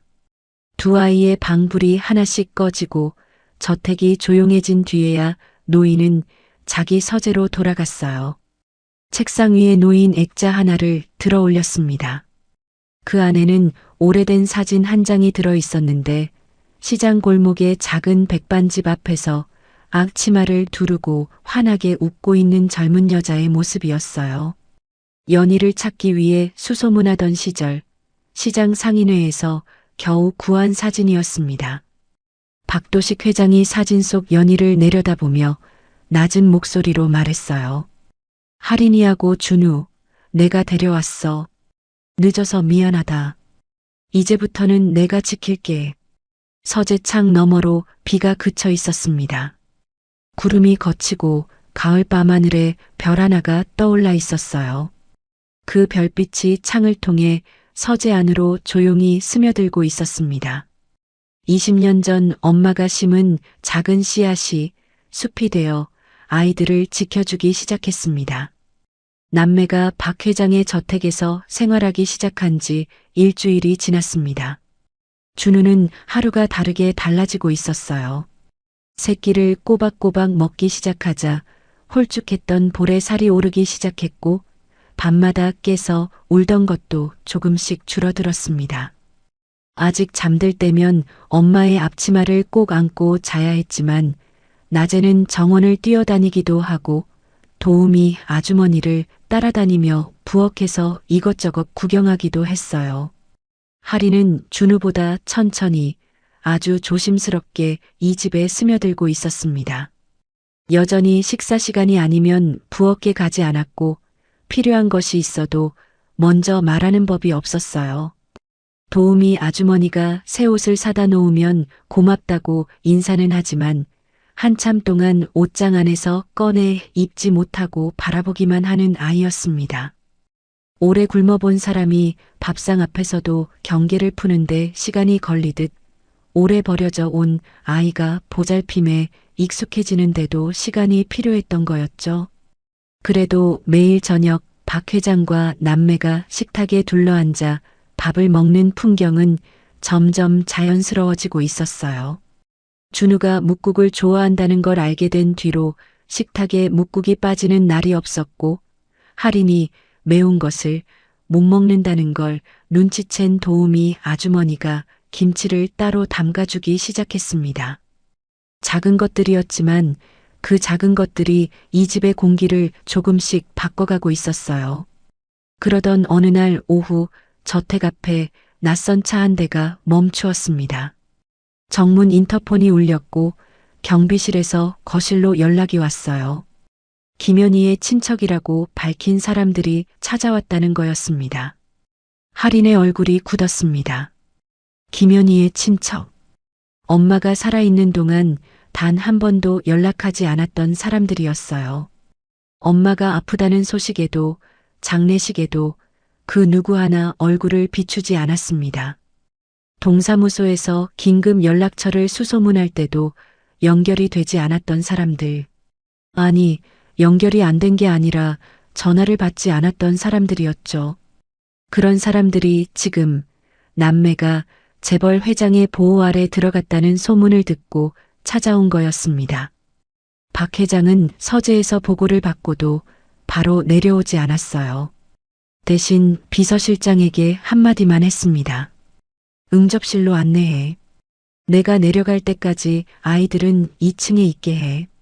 하지만 할인은 이미 계단 난간에서 아래를 내려다보고 있었습니다. 응접실 문이 열리고 두 사람이 안으로 들어서는 모습이 보였어요. 50대 남자와 40대 후반의 여자. 남자는 할인의 외삼촌이었고 여자는 외숙모라는 사람이었습니다. 할인이 마지막으로 이 사람들을 본 것은 10살 때쯤이었어요. 명절에 딱 한 번 엄마 가게에 들른 적이 있었는데 들어오자마자 엄마에게 돈을 빌려달라고 했던 기억이 남아 있었습니다. 엄마가 가게 형편이 어렵다고 했더니 혀를 끌끌 차며 반찬도 안 먹고 나가버렸죠. 그 뒤로 연락이 끊겼고 엄마는 그 사람들 이야기를 다시는 꺼내지 않았어요. 응접실에 앉은 두 사람은 주변을 연신 둘러보고 있었습니다. 높은 천장, 대리석 바닥, 벽에 걸린 그림들. 그 눈빛에 담긴 것이 무엇인지는 굳이 설명하지 않아도 알 수 있었어요. 10분쯤 지났을까 박도식 회장이 서재에서 내려왔습니다. 응접실 문을 여는 순간 두 사람이 동시에 자리에서 벌떡 일어났어요. 외삼촌이라는 남자가 허리를 굽히며 먼저 입을 열었습니다. 회장님, 저는 연희 오빠 김동수라고 합니다. 아이들이 여기 있다는 소식을 듣고 너무 감사하고 죄송한 마음에 인사드리러 왔습니다. 외숙모라는 여자도 맞장구를 쳤어요. 맞아요. 저희가 사정을 좀 더 일찍 알았으면 좋았을 텐데 워낙 연락을 안 해서요. 그래도 핏줄인데 아이들 걱정이 돼서 달려왔습니다. 박 회장은 아무 말 없이 맞은편 소파에 앉았습니다. 차를 한 모금 마시고 천천히 두 사람을 번갈아 바라보았어요. 그 시선에 어떤 감정도 드러나지 않았습니다. 그래서 인사만 하러 온 건가? 외삼촌이 머뭇거리며 말을 이었어요. 사실 저희가 드릴 말씀이 있어서요. 아이들이 아무리 좋은 곳에 있어도 역시 친척이 돌보는 게 맞지 않겠습니까? 법적으로도 친권은 혈연이 우선이고요. 저희가 아이들을 맡겠습니다. 물론 양육비라든가 그런 부분에서 회장님께서 도와주신다면 저희도 더 잘 돌볼 수 있을 것 같고요. 양육비. 그 단어가 나온 순간 응접실의 공기가 바뀌었어요. 박 회장은 차잔을 내려놓으며 두 사람을 바라보았습니다. 입꼬리가 미세하게 올라갔는데 웃음이 아니었어요. 양육비. 그러니까 아이들을 데려가겠다는 게 아니라 아이들을 데려가는 조건으로 돈을 달라, 이 말인가? 외삼촌의 표정이 흔들렸어요. 그런 뜻은 아닙니다. 다만 아이 둘을 키우려면 현실적으로 비용이. 박 회장이 손을 들어 말을 끊었습니다. 그리고 비서실장에게 고개를 끄덕였어요. 비서실장이 서류 봉투 하나를 테이블 위에 올려놓았습니다. 열어봐. 외삼촌이 어리둥절한 얼굴로 봉투를 열었어요. 안에서 두꺼운 서류 뭉치가 나왔고 첫 장을 넘기는 순간 남자의 얼굴이 하얗게 변했습니다. 박 회장이 팔짱을 끼고 소파에 깊이 기대앉으며 입을 열었어요. 김동수, 2019년 대부업체 대출 연체 3건, 2020년 불법 도박장 출입 내역, 2021년 사기 혐의로 고소당한 이력. 그의 합의금으로 겨우 무마했는데 그 합의금도 남한테 빌린 거지. 현재 신용등급 최하위, 통장 잔고 20만 원. 이게 지금 아이들을 키우겠다는 사람의 이력서야? 외삼촌의 입이 벌어졌다 다쳤어요. 아무 말도 나오지 않았습니다. 박 회장의 시선이 여자에게로 옮겨갔어요. 박순자, 2018년부터 2023년까지 생활자금 대출 7건 연체. 본인 명의 재산 없음. 생활비를 도박에 탕진해서 이 기록도 보겠나? 여자의 얼굴이 불그락푸르락 변했습니다. 그건 과거 일이고요. 지금은. 과거? 박 회장의 목소리가 한 톤 낮아졌어요. 연희가 암에 걸려서 죽어가고 있을 때 동사무소에서 긴급 연락처로 전화했더니 둘 다 안 받았지? 그것도 과거 일인가? 장례식에 조문 한 번 안 온 것도? 응접실이 조용해졌습니다. 두 사람 모두 고개를 들지 못하고 있었어요. 박 회장이 서류 뭉치를 손가락으로 톡톡 두드리며 말을 이었습니다. 내가 정리해 줄 테니까 잘 들어. 첫째, 당신들에게 이 아이들의 친권을 주장할 자격이 없어. 법적으로도 도덕적으로도. 내 법무팀이 이미 후견인 신청 절차를 진행하고 있고 이 서류들은 법원에 제출할 증거 자료로 다 준비돼 있어. 두 사람의 안색이 완전히 질려 있었습니다. 둘째, 오늘 이 자리에서 들은 이야기, 특히 양육비 운운한 부분은 전부 녹음되고 있어. 아이들을 빌미로 금전을 요구한 정황이 고스란히 남아있으니까 이걸로 뭘 할 수 있는지는 당신들이 더 잘 알 거야. 외삼촌의 손이 떨리기 시작했어요. 고모뻘 여자는 이미 입술이 바짝 말라 있었습니다. 박 회장이 소파에서 천천히 일어났어요. 두 사람을 내려다보는 노인의 눈에는 분노도 경멸도 아닌 차라리 연민에 가까운 것이 서려 있었습니다. 이 사람들이 가엾어서가 아니라 연희에게 이런 사람들밖에 없었다는 것이 가엾었던 거예요. 셋째, 다시는 이 아이들 앞에 나타나지 마. 이건 경고가 아니라 통보야. 그 순간 응접실 문이 열렸습니다. 할인이 서 있었어요. 2층에 있으라는 말을 들었을 텐데 이 아이는 계단에서 모든 것을 듣고 있었던 거였죠.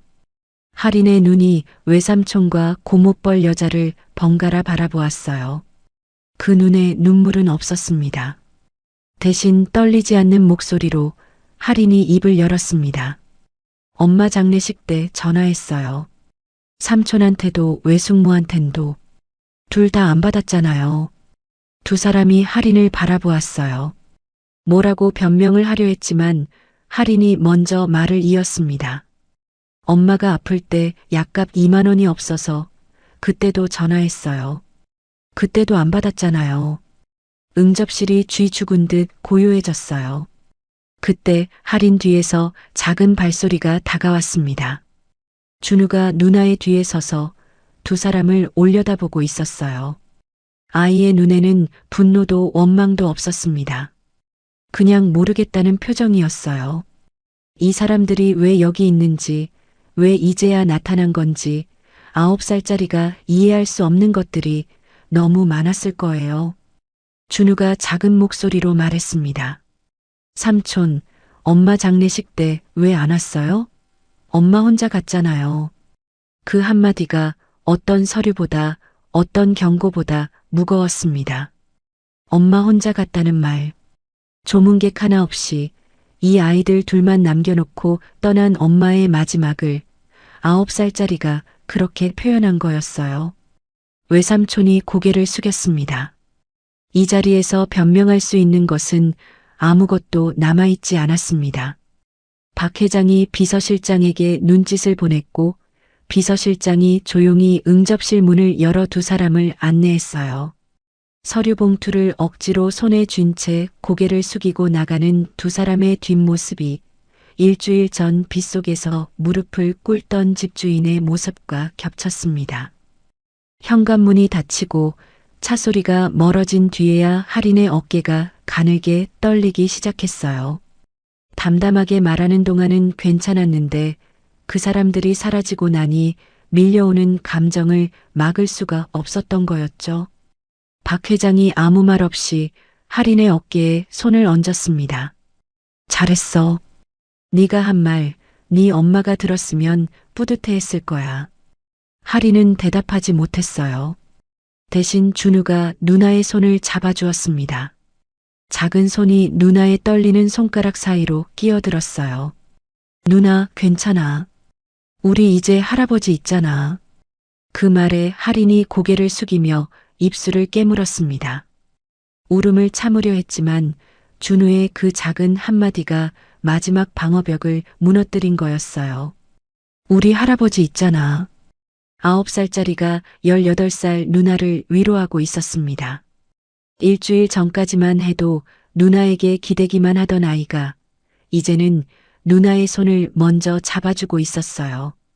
박 회장이 두 아이를 말없이 바라보다가 천천히 고개를 돌려 창밖을 보았습니다. 창 너머 정원에는 가을 햇살이 비치고 있었고 낙엽이 바람에 실려 느리게 흩날리고 있었어요. 연희야, 네 아이들 잘 크고 있어.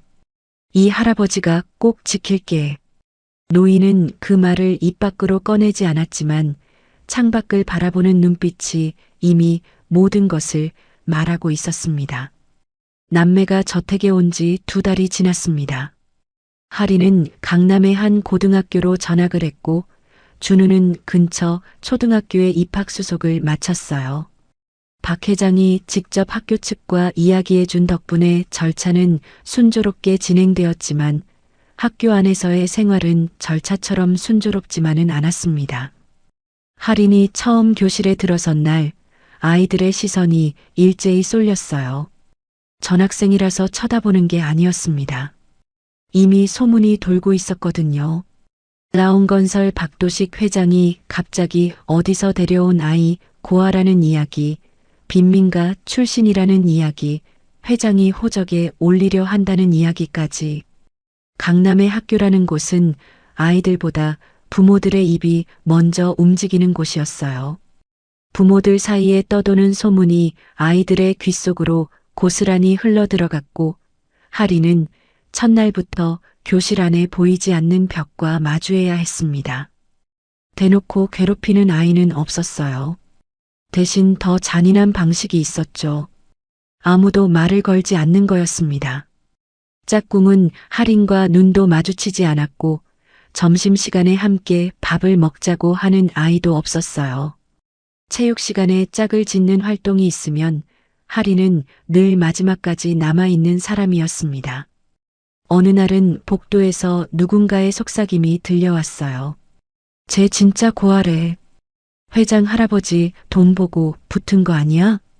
할인은 그 말을 듣고도 걸음을 멈추지 않았습니다. 고개를 숙이지도 뒤돌아보지도 않았어요. 그냥 교실로 돌아가 자리에 앉아 책을 펼쳤습니다. 이를 악물고 글씨에 집중하는 할인의 손끝이 떨리고 있었지만 그것을 아는 사람은 아무도 없었어요. 학교에서만 그런 것이 아니었습니다. 박 회장이 남매의 후견인 등록을 진행하고 나아가 호적에 올리는 방안을 검토하기 시작하자 회사 안팎에서 반발이 터져 나왔어요. 라온건설의 주주들과 이사진, 그리고 박 회장의 먼 일가 친척들이 들고 일어난 거였죠. 혈연도 아닌 아이들을 호적에 올린다고요? 그게 말이 됩니까? 회장님이 연로하신 건 다들 아는 사실인데 갑자기 나타난 애들한테 재산이 넘어가면 어떻게 합니까? 이사회 회의실에서 오간 이야기들이었습니다. 표면적으로는 회사의 미래를 걱정한다는 명분이었지만 그 속내가 무엇인지는 누구나 알 수 있었어요. 결국 돈이었습니다. 박도식 회장이 평생 일궈놓은 것들이 피 한 방울 섞이지 않은 아이들에게 돌아갈 수 있다는 불안. 그것이 이 사람들을 움직이는 전부였죠. 박 회장은 이사회에서 한치도 물러서지 않았습니다. 내 재산을 내가 어떻게 하든 그건 내가 결정할 일이야. 이 아이들은 내 은인의 자식들이고 나는 이 아이들을 내 손주로 키울 거야. 여기에 이의가 있는 사람은 내 앞에서 직접 말하게. 아무도 입을 열지 못했어요. 박도식 회장 앞에서 직접 대드는 것은 아무래도 다른 문제였으니까요. 하지만 회의실을 나서는 순간 복도에서의 수군거림은 멈추지 않았습니다. 문제는 그 수군거림이 할인의 귀에까지 닿았다는 거였어요. 어느 주말 박 회장의 초대로 저택에서 소규모 만찬이 열렸습니다. 회사 임원 몇 명과 먼 친척들이 참석한 자리였는데 박 회장이 공식적으로 남매를 소개하기 위해 마련한 자리였어요. 할인은 도우미 아주머니가 준비해준 깔끔한 옷을 입고 준우의 손을 잡고 식당에 내려왔습니다. 떨리는 마음을 감추고 최대한 예의 바르게 인사를 하려 했어요. 하지만 식당에 들어서는 순간 할인은 느꼈습니다. 시선이 달랐어요. 반가움이나 호기심이 아니라 경계와 계산이 담긴 눈빛들이 아이들을 훑고 있었습니다. 누군가는 대놓고 고개를 돌렸고 누군가는 미소를 지었지만 그 미소가 눈까지 닿지 않았어요. 만찬이 진행되는 동안 할인은 조용히 앉아 있었습니다. 준우에게 포크 사용법을 알려주고 흘린 음식을 닦아주고 아이가 불안해하지 않도록 손을 잡아주었어요. 누가 봐도 동생을 돌보는 데만 온 신경을 쓰고 있는 것처럼 보였지만 사실 할인의 귀는 식탁 반대편에서 오가는 낮은 대화를 듣고 있었습니다. 저 애가 회장님 호적에 올라가면 상속 구조가 완전히 바뀌는 거잖아. 아무리 은인의 딸이라지만 결국 남이야 남. 피가 안 섞였는데. 회장님이 연세가 있으시니까 저 애가 꼬드긴 거 아니야? 요즘 그런 경우 많잖아. 할인의 숟가락을 든 손이 멈추었습니다. 하지만 고개를 돌리지 않았어요. 준우가 알아채지 못하도록 아무 일 없다는 듯 아이의 접시에 과일을 옮겨 담아 주었습니다.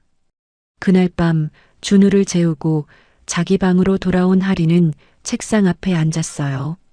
한참을 가만히 앉아 있다가 서랍에서 엄마의 폴더폰을 꺼내 무릎 위에 올려놓았습니다. 엄마라면 어떻게 했을까? 할인은 폴더폰을 내려놓고 교과서를 펼쳤습니다. 그리고 그날 밤부터 새벽 2시까지 공부를 하기 시작했어요. 아무에게도 말하지 않았습니다. 박 회장에게도 도우미 아주머니에게도 누가 시킨 것도 아니고 누구에게 보여주려고 한 것도 아니었어요. 다만 할인은 알고 있었습니다. 자기가 이 자리에 있을 자격을 증명할 수 있는 방법은 결국 자기 자신뿐이라는 것을요. 매일 새벽까지 책상 앞에 앉았어요. 전학 오기 전 학교에서는 중상위권이었지만 강남의 학교는 수준이 달랐습니다. 대부분의 아이들이 어릴 때부터 과외와 학원을 다녔고 할인은 그 차이를 오로지 시간과 집중력으로 메워야 했어요. 수학 문제집을 3번씩 풀었고 영어 본문을 통째로 외웠고 국어 지문을 소리내어 읽으며 분석했습니다. 준우는 누나가 매일 밤늦게까지 불을 켜고 있다는 걸 알고 있었어요.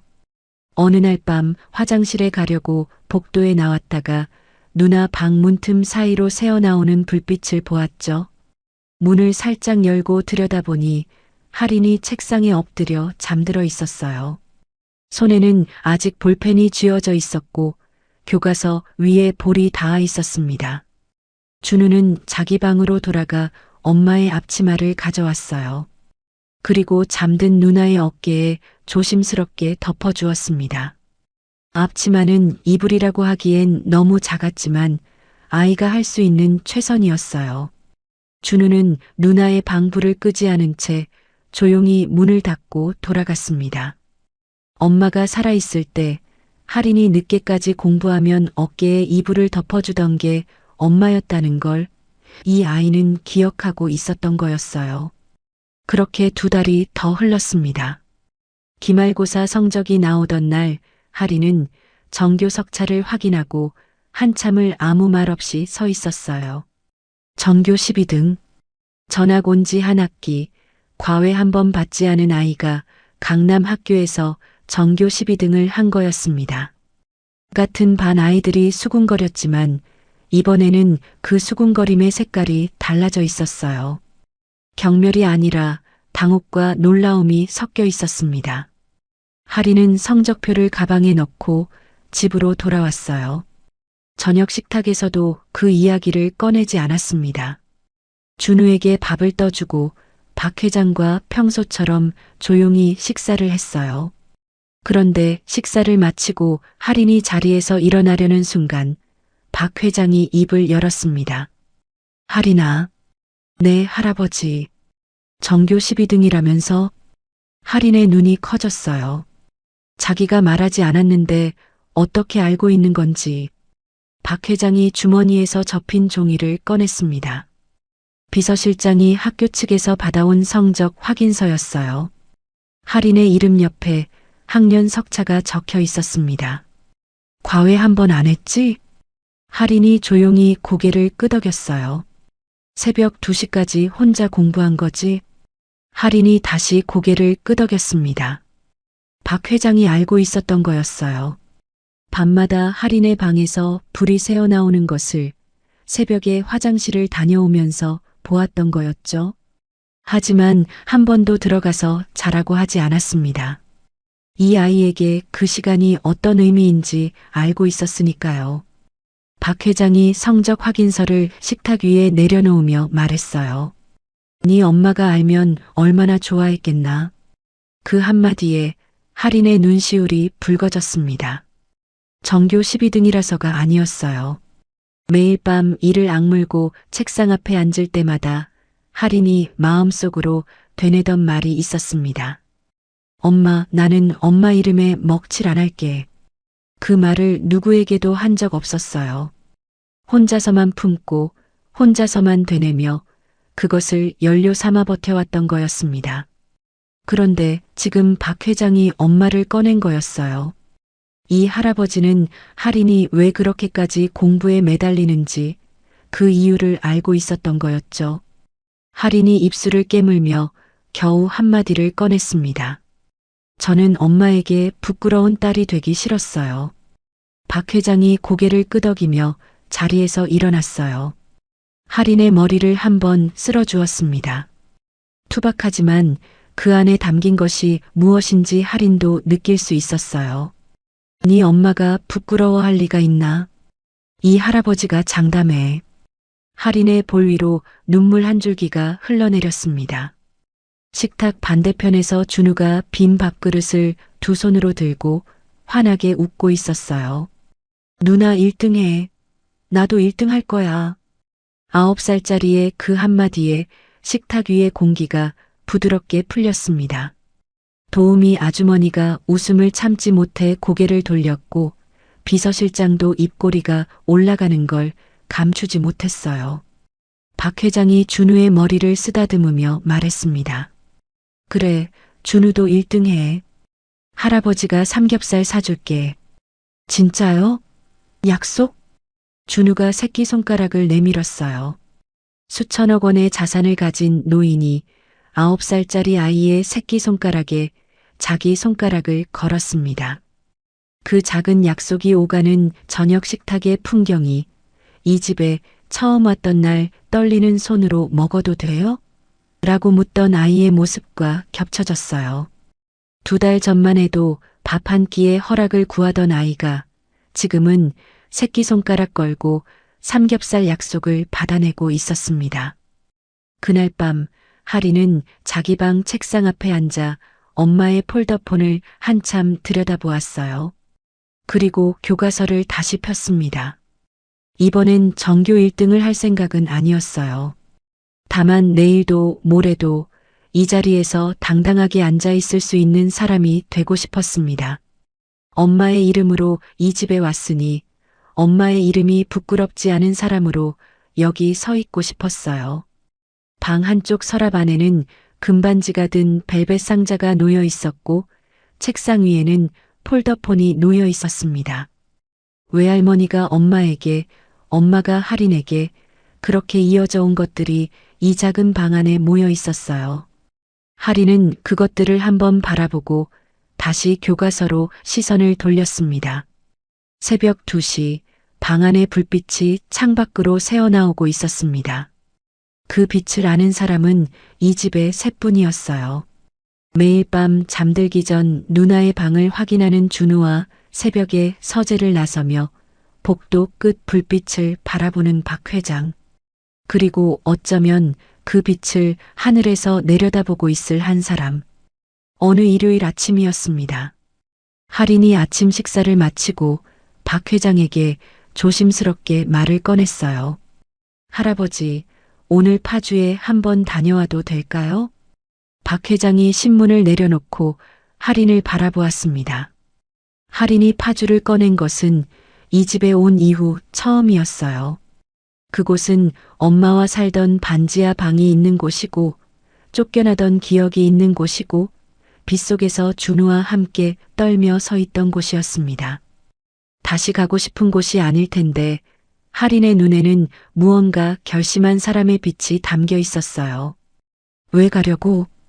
엄마 가게가 있던 시장에 가보고 싶어요. 그리고 저희가 살던 빌라도요. 박 회장은 더 묻지 않았습니다. 대신 비서실장에게 차를 준비하라고 했어요. 준우가 현관에서 신발을 신으며 따라 나섰고 남매와 박 회장은 함께 파주로 향했습니다. 1시간 남짓 달려 도착한 파주 외곽의 풍경은 2달 전과 크게 달라지지 않았어요. 재개발 현수막은 여전히 걸려 있었고 빌라 몇 채는 비어 있었지만 아직 떠나지 못한 사람들도 남아 있었습니다. 남매가 살던 반지하 방이 있는 건물 앞에 차가 멈추었을 때 할인은 차 안에서 한참을 밖을 바라보기만 했어요. 빌라 앞 골목은 그대로였습니다. 깨진 화분, 녹슨 우편함, 금이 간 계단. 비를 맞으며 준우와 함께 서 있던 처마 밑도 그대로 있었어요. 달라진 것은 아무것도 없었습니다. 이곳의 시간은 멈춰 있는데 자기만 다른 세상으로 건너온 것 같은 이상한 기분이 할인의 가슴을 눌렀어요. 차에서 내린 할인이 골목 안쪽으로 걸어 들어갔습니다. 그때 반지하 옆방 계단에 한 아이가 앉아 있는 것이 보였어요. 10살쯤 되어 보이는 여자아이였는데 얇은 옷차림에 낡은 운동화를 신고 무릎을 끌어안은 채 멍하니 골목을 바라보고 있었습니다.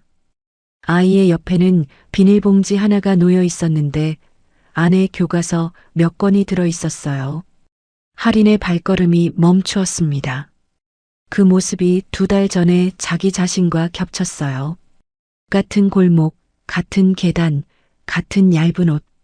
다른 것은 옆에 준우가 없다는 것뿐이었습니다. 할인이 다가가 조심스럽게 말을 걸었어요. 혼자 있어? 추운데 집에 안 들어가고? 아이가 고개를 들었습니다. 눈이 빨갛게 부어 있었어요. 집에 아무도 없어요. 엄마가 일 나갔는데 아직 안 왔어요. 아침은 먹었어? 아이가 고개를 저었습니다. 할인은 뒤돌아 차 쪽을 바라보았어요. 박 회장이 차 옆에 서서 이 광경을 지켜보고 있었습니다. 할인의 눈과 마주쳤을 때 노인은 이미 알고 있다는 듯 고개를 끄덕였어요. 10분 뒤 비서실장이 근처 식당에서 사온 따뜻한 국밥을 아이 앞에 내려놓았습니다. 아이가 숟가락을 들다 말고 할인을 올려다보았어요. 언니, 이거 진짜 먹어도 돼요? 할인의 심장이 쿵 내려앉았습니다. 같은 말이었어요. 이 집에 처음 온 날 준우가 식탁 앞에서 했던 바로 그 말. 먹어도 되냐고 허락을 구하는 아이의 목소리가 2달 전에 준우와 포개졌습니다. 할인은 그 자리에서 오래 앉아 있었어요. 아이가 국밥을 다 비우는 것을 지켜보면서 골목 안팎을 둘러보았습니다. 빌라마다 빨래가 널려 있었고 어딘가에서 아기 우는 소리가 들렸어요. 재개발이 시작되면 이 사람들은 모두 어딘가로 밀려나야 합니다. 보상금을 제대로 받는 사람도 있겠지만 이 아이의 엄마처럼 일용직으로 겨우 연명하는 사람들에게는 새 집을 구할 여유가 없을 거예요. 돌아오는 차 안에서 할인은 한참을 말이 없었습니다. 준우가 차창 밖을 보며 무언가를 생각하고 있었고 박 회장은 두 아이를 번갈아 바라보며 기다리고 있었어요. 할인이 먼저 입을 열었습니다. 할아버지, 저 한 가지 부탁드려도 돼요? 말해봐. 엄마 이름으로 재단을 만들고 싶어요. 박 회장이 고개를 돌려 할인을 바라보았습니다. 재단? 네. 오늘 그 아이를 보면서 생각했어요. 저랑 준우는 할아버지를 만나서 여기 있지만 그렇지 못한 아이들이 많잖아요. 배고픈데 먹어도 되냐고 물어봐야 하는 아이들이요. 할인의 목소리는 떨리지 않았습니다. 엄마는 쓰러진 사람한테 밥 한 끼 차려주고 자기 엄마 유품까지 내줄 수 있는 사람이었잖아요.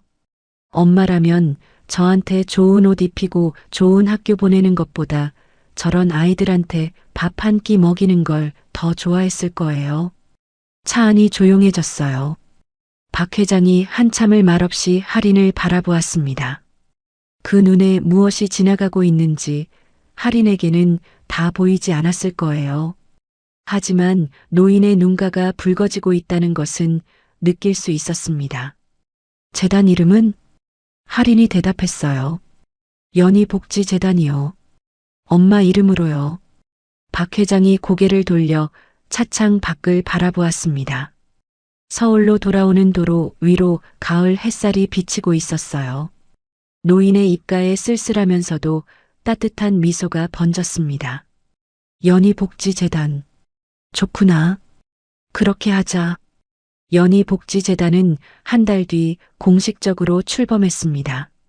박 회장이 사재를 출연해 재단의 기틀을 마련했고 할인이 재단의 첫 번째 사업으로 제안한 것은 소박한 것이었어요. 파주 재개발 지구를 포함한 수도권 저소득 가정 아이들에게 급식비와 학용품을 지원하고 긴급한 상황의 노인 가정에 생활 안정자금을 제공하는 프로그램이었습니다. 거창한 사업이 아니라 당장 배고픈 아이에게 밥 한 끼를 먹이는 것부터 시작하자는 게 할인의 생각이었어요.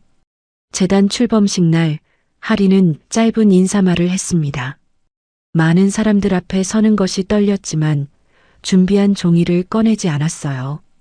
대신 자기 말로 자기 목소리로 이야기했습니다. 저희 엄마는 평생 작은 백반집을 하셨어요. 부자가 아니었고 유명한 사람도 아니었어요. 그런데 엄마는 자기보다 더 힘든 사람을 그냥 지나치지 못하는 사람이었어요. 가진 것 중에 가장 소중한 것도 내줄 수 있는 사람이었어요. 이 재단은 그런 엄마의 마음을 이어가려고 만들었습니다. 할인이 객석을 바라보았어요. 며칠 동안 밥을 굶는 아이가 한 명이라도 줄어들었으면 좋겠습니다. 객석이 조용해졌습니다. 그리고 누군가의 박수가 시작되었어요. 한 사람, 두 사람, 박수가 번져나가더니 작은 강당 전체가 박수 소리로 가득 찼습니다. 재단이 본격적으로 활동을 시작하면서 뜻밖의 일이 벌어졌어요.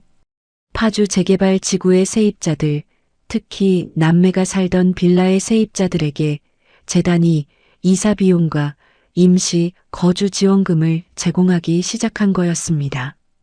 보상금 협상이 길어지면서 막막해하던 세입자들에게 연희복지재단이라는 이름으로 지원의 손길이 닿았어요.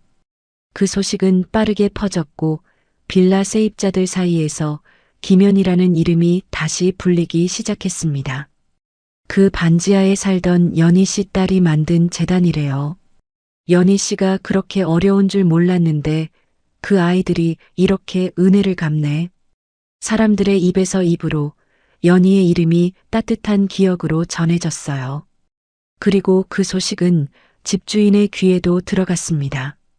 자기가 내쫓았던 아이들이 만든 재단이 자기 소유 빌라 세입자들을 돕고 있다는 사실을. 재개발 보상 협상장에서 마주치는 세입자들이 연희복지재단 덕분에 걱정을 덜었다며 고마워하는 말을 하는 것을. 그때마다 집주인은 고개를 들 수가 없었어요. 아무도 그 여자를 직접 비난하지 않았습니다. 아무도 당신이 그 아이들을 내쫓았잖아라고 면전에 대고 말하지 않았어요. 하지만 그게 오히려 더 무거웠을 겁니다. 연희라는 이름이 이 동네에서 존경받을수록 그 이름을 짓밟았던 자기 자신이 더 작아지니까요. 하리는 그 사실을 알고 있었을까요? 아마 알았을 거예요. 하지만 하리는 집주인에 대해 한 번도 언급하지 않았습니다. 복수라고 생각한 적도 없었을 거예요. 하린이 한 것은 복수가 아니라 엄마가 했을 일을 대신 한 것뿐이었으니까요. 재단 활동이 자리를 잡아가면서 준우도 자기만의 방식으로 참여하기 시작했어요. 주말마다 재단에서 운영하는 아이들 급식 봉사에 따라 나선 거였습니다. 도우미 아주머니에게 배운 솜씨로 밥을 퍼주고 국을 담아주고 아이들과 나란히 앉아 밥을 먹었어요. 어느 날은 밥을 받아든 아이가 준우에게 물었습니다. 이거 진짜 공짜야? 준우가 웃으며 대답했어요. 응, 공짜야. 많이 먹어. 박 회장은 재단 출범 이후 서재에 새 액자를 하나 더 놓았습니다. 연희복지재단 현판 앞에서 하린과 준우가 나란히 서 있는 사진이었어요. 두 아이 사이에 박 회장이 서 있었고 현판에는 연희복지재단이라는 글씨가 새겨져 있었습니다. 그 옆에는 예전부터 있던 액자, 시장 골목 백반집 앞에서 웃고 있는 젊은 연희의 사진이 나란히 놓여 있었어요. 두 장의 사진 사이에 20년의 세월이 있었습니다. 백반집에서 밥 한 끼 건네던 26살의 여자와 그 여자의 이름으로 재단을 세운 18살의 딸. 엄마가 심었던 씨앗이 딸의 손에서 숲이 되어가고 있었어요. 박 회장은 두 장의 액자를 번갈아 바라보다가 낮은 목소리로 중얼거렸습니다. 연희야, 네 딸이 너를 닮아도 너무 닮았어. 그 말 끝에 노인이 웃었어요. 눈물이 섞인 웃음이었지만 슬프지만은 않은 웃음이었습니다. 3년이 흘렀습니다. 하리는 21살이 되어 있었어요. 전교 12등으로 시작한 성적은 3학년 때 전교 3등까지 올랐고 그 성적으로 서울의 한 대학교 사회복지학과에 진학했습니다. 과외 한 번 받지 않고 오로지 새벽 2시에 책상머리와 자기 자신만으로 만들어낸 결과였어요.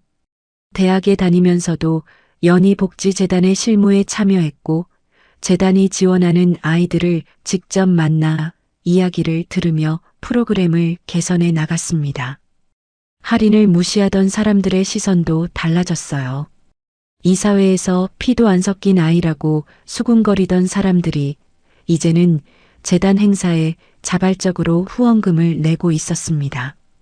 입시 성적을 경멸하듯 바라보던 학교 아이들 중 몇몇은 대학에서 할인에게 먼저 연락을 해왔어요. 할인은 그 사람들을 탓하지도 거부하지도 않았습니다. 엄마가 그랬듯 지나간 일에 원망을 품는 대신 앞으로 할 수 있는 일에 마음을 쓰는 사람이 되어 있었어요. 준우는 12살 초등학교 6학년이 되어 있었습니다. 파주에서 빗물에 젖은 크레파스를 주워 담던 아이가 이제는 키가 훌쩍 자라 누나의 어깨에 닿을 만큼 커 있었어요. 여전히 엄마의 앞치마를 베개 옆에 두고 잠들었지만 이제는 울면서 앉는 것이 아니라 잠들기 전 잠깐 손으로 만져보는 정도였습니다. 학교에서는 친구들 사이에서 인기가 많았어요. 공부를 특별히 잘하는 편은 아니었지만 누군가가 힘들어하면 가장 먼저 다가가 말을 걸어주는 아이였거든요. 선생님이 그런 준우를 보며 넌 누구 닮아서 이렇게 마음이 따뜻하냐고 물었을 때 준우는 환하게 웃으며 대답했어요. 우리 엄마 닮았어요. 박도식 회장은 74이 되었습니다. 나이에 비하면 건강한 편이었지만 예전처럼 회사에 매일 출근하지는 않았어요. 경영 일선은 전문 경영인에게 넘기고 대신 연희복지재단의 이사장직을 맡아 할인과 함께 재단 운영에 마음을 쏟고 있었습니다. 그리고 오늘은 엄마의 3주기였어요. 할인이 옷장에서 단정한 옷을 꺼내 입고 서랍에서 2가지를 챙겼어요. 금반지가 든 벨벳 상자와 엄마의 낡은 폴더폰. 3년 전 이 방에 처음 들어온 날부터 서랍 안에 나란히 놓여있던 것들이었습니다. 할인은 2가지를 가방에 넣고 방을 나섰어요. 파주 외곽의 공원묘지까지는 1시간 남짓이었어요. 3년 전 비를 뚫고 달렸던 같은 도로를 이번에는 맑은 가을 햇살 아래 달리고 있었습니다. 차창 밖으로 코스모스가 피어있는 들판이 지나갔고 하늘은 어디까지가 끝인지 알 수 없을 만큼 높고 맑았어요. 차가 공원묘지 입구에 멈추었을 때 준우가 먼저 내렸습니다. 3년 전이었다면 누나 뒤에 숨어 있었을 아이가 이제는 2걸음 앞서 걸으며 길을 안내하고 있었어요. 이 아이는 매년 이맘때 이곳에 왔고 길을 외우고 있었습니다. 언덕 위의 작은 묘소 앞에 3사람이 나란히 섰어요. 김연희.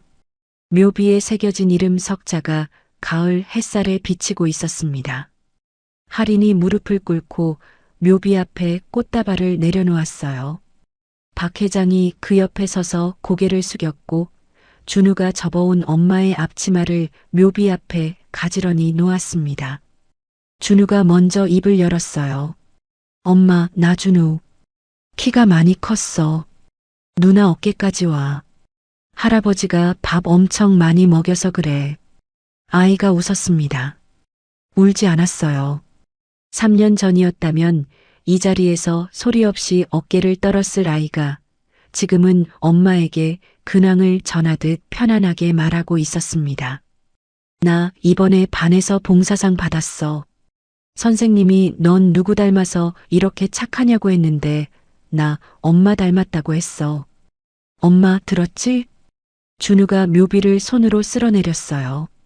마치 엄마의 얼굴을 만지는 것처럼 조심스럽게.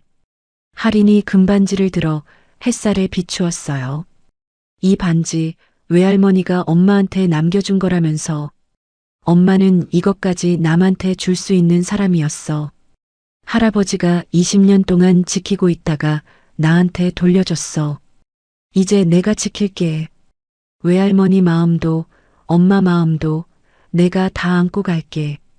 할인은 반지와 폴더폰을 다시 가방에 넣었어요. 이것들은 묘비 앞에 두고 올 물건이 아니었습니다. 가지고 가야 할 물건이었어요.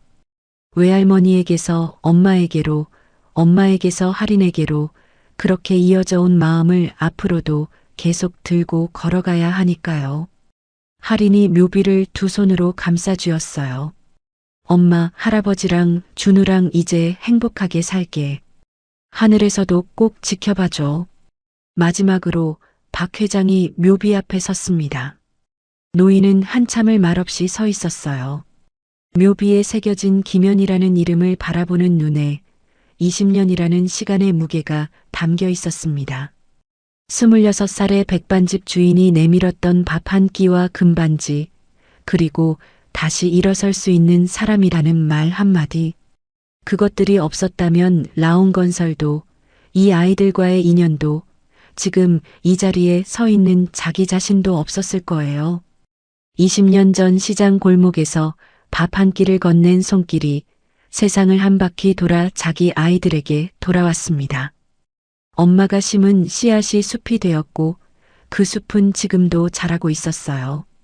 오늘도 나이 사연 이야기 채널을 찾아주신 구독자 선생님들 정말 감사합니다. 댓글에 오늘의 주인공들에게 하고 싶은 말씀을 적어주세요. 오늘도 들어주셔서 정말 감사합니다. 다음에 다시 만나요.